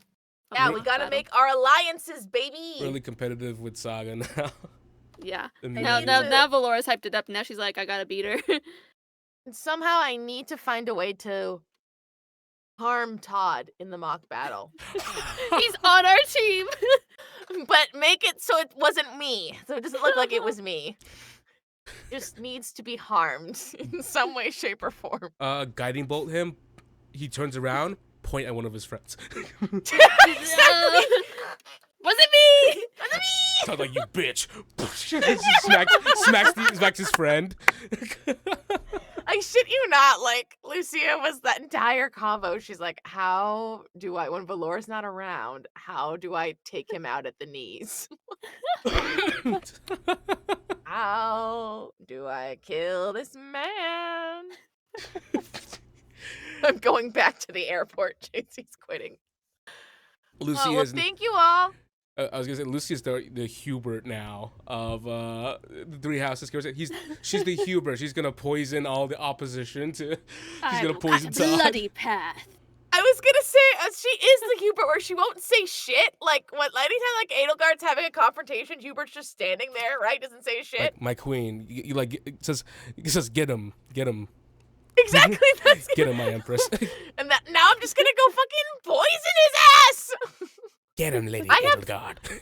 I have purify food and drink, Can we unpurify it? so I can give out poison shit and give the purified shit to the right Oh. people. Purify everyone else's. Yeah, Be except like, for see, his. it's safe. Drinks. Yes, exactly. I'm going to find a way to kill him. I'm so. I'm really scared because she's doing like the rocking back and forth that like killers in movies do when they're really like, I'm gonna kill this motherfucker. I'm gonna kill him really bad. I cannot like I said, I have to justify it through the character. But Emma was the way that he was talking to Valoura. I was like crawling up the bars of my enclosure. Valoura was just worried. Like, Valoura was a little bit worried for Lucia because Valoura knows how important his family is. And she knows that her family is up there with them. And so she knows that she can stand up to him without further complications. But probably no one else can. And she Oh. was like, no, Lucia. I don't. No, This is out of your challenge rating right now. Have your challenge Um, rating right now, which is why I'm gonna poison him and kill him secretly. Perfect. Actually, almost maybe killed I'll his just dad in drug another game. him, or I'll just drug him and get him into therapy. That might be the next. Force him to therapy. He's like, wait, shit, therapy's free for nobles. Wait, it's actually helping me with my life skills. Cusco's poison, the poison Cusco's for poison. Cusco. Cusco. The poison designed specifically to kill Cusco. Oh, right. Absolutely. Cusco's therapist. The therapy meant specifically for Cusco's trauma. I'm gonna figure it out. But he's gotta not do that anymore. This session had it all. We had bad girls and bad boys. Yeah, but the bad girls were like, woo, and the bad boys were like, no. The bad girls were like, "Oh, bad," and the boys were like, "Bad." We're like, oh no. Like, no. If I ever saw this shit in public, oh my god. Like, Very These hot are- to go episode. And hey guys, thank you again once more. For watching us. Thank you. Oh, that song. I will listen to it so much more song. I'm times. so excited. I love it. I'm obsessed. Can you tell me the name? Jenny, can you tell us who the person who created the song for us again is? I had it up and ready for Emily. reference before, but I shut it out of it. Emily McNally, I believe, is her name. Emily McNally. Shout out to Emily. You're incredible. Did a really good job. Amazing job. And thank you all so much for watching. Again, See you soon. Bye. Bye. you got two thank yous at the end of the session. So next session, remind me not to thank you guys for watching. No, thank you for coming. Thank you for coming. Too much, guys. Have a good one.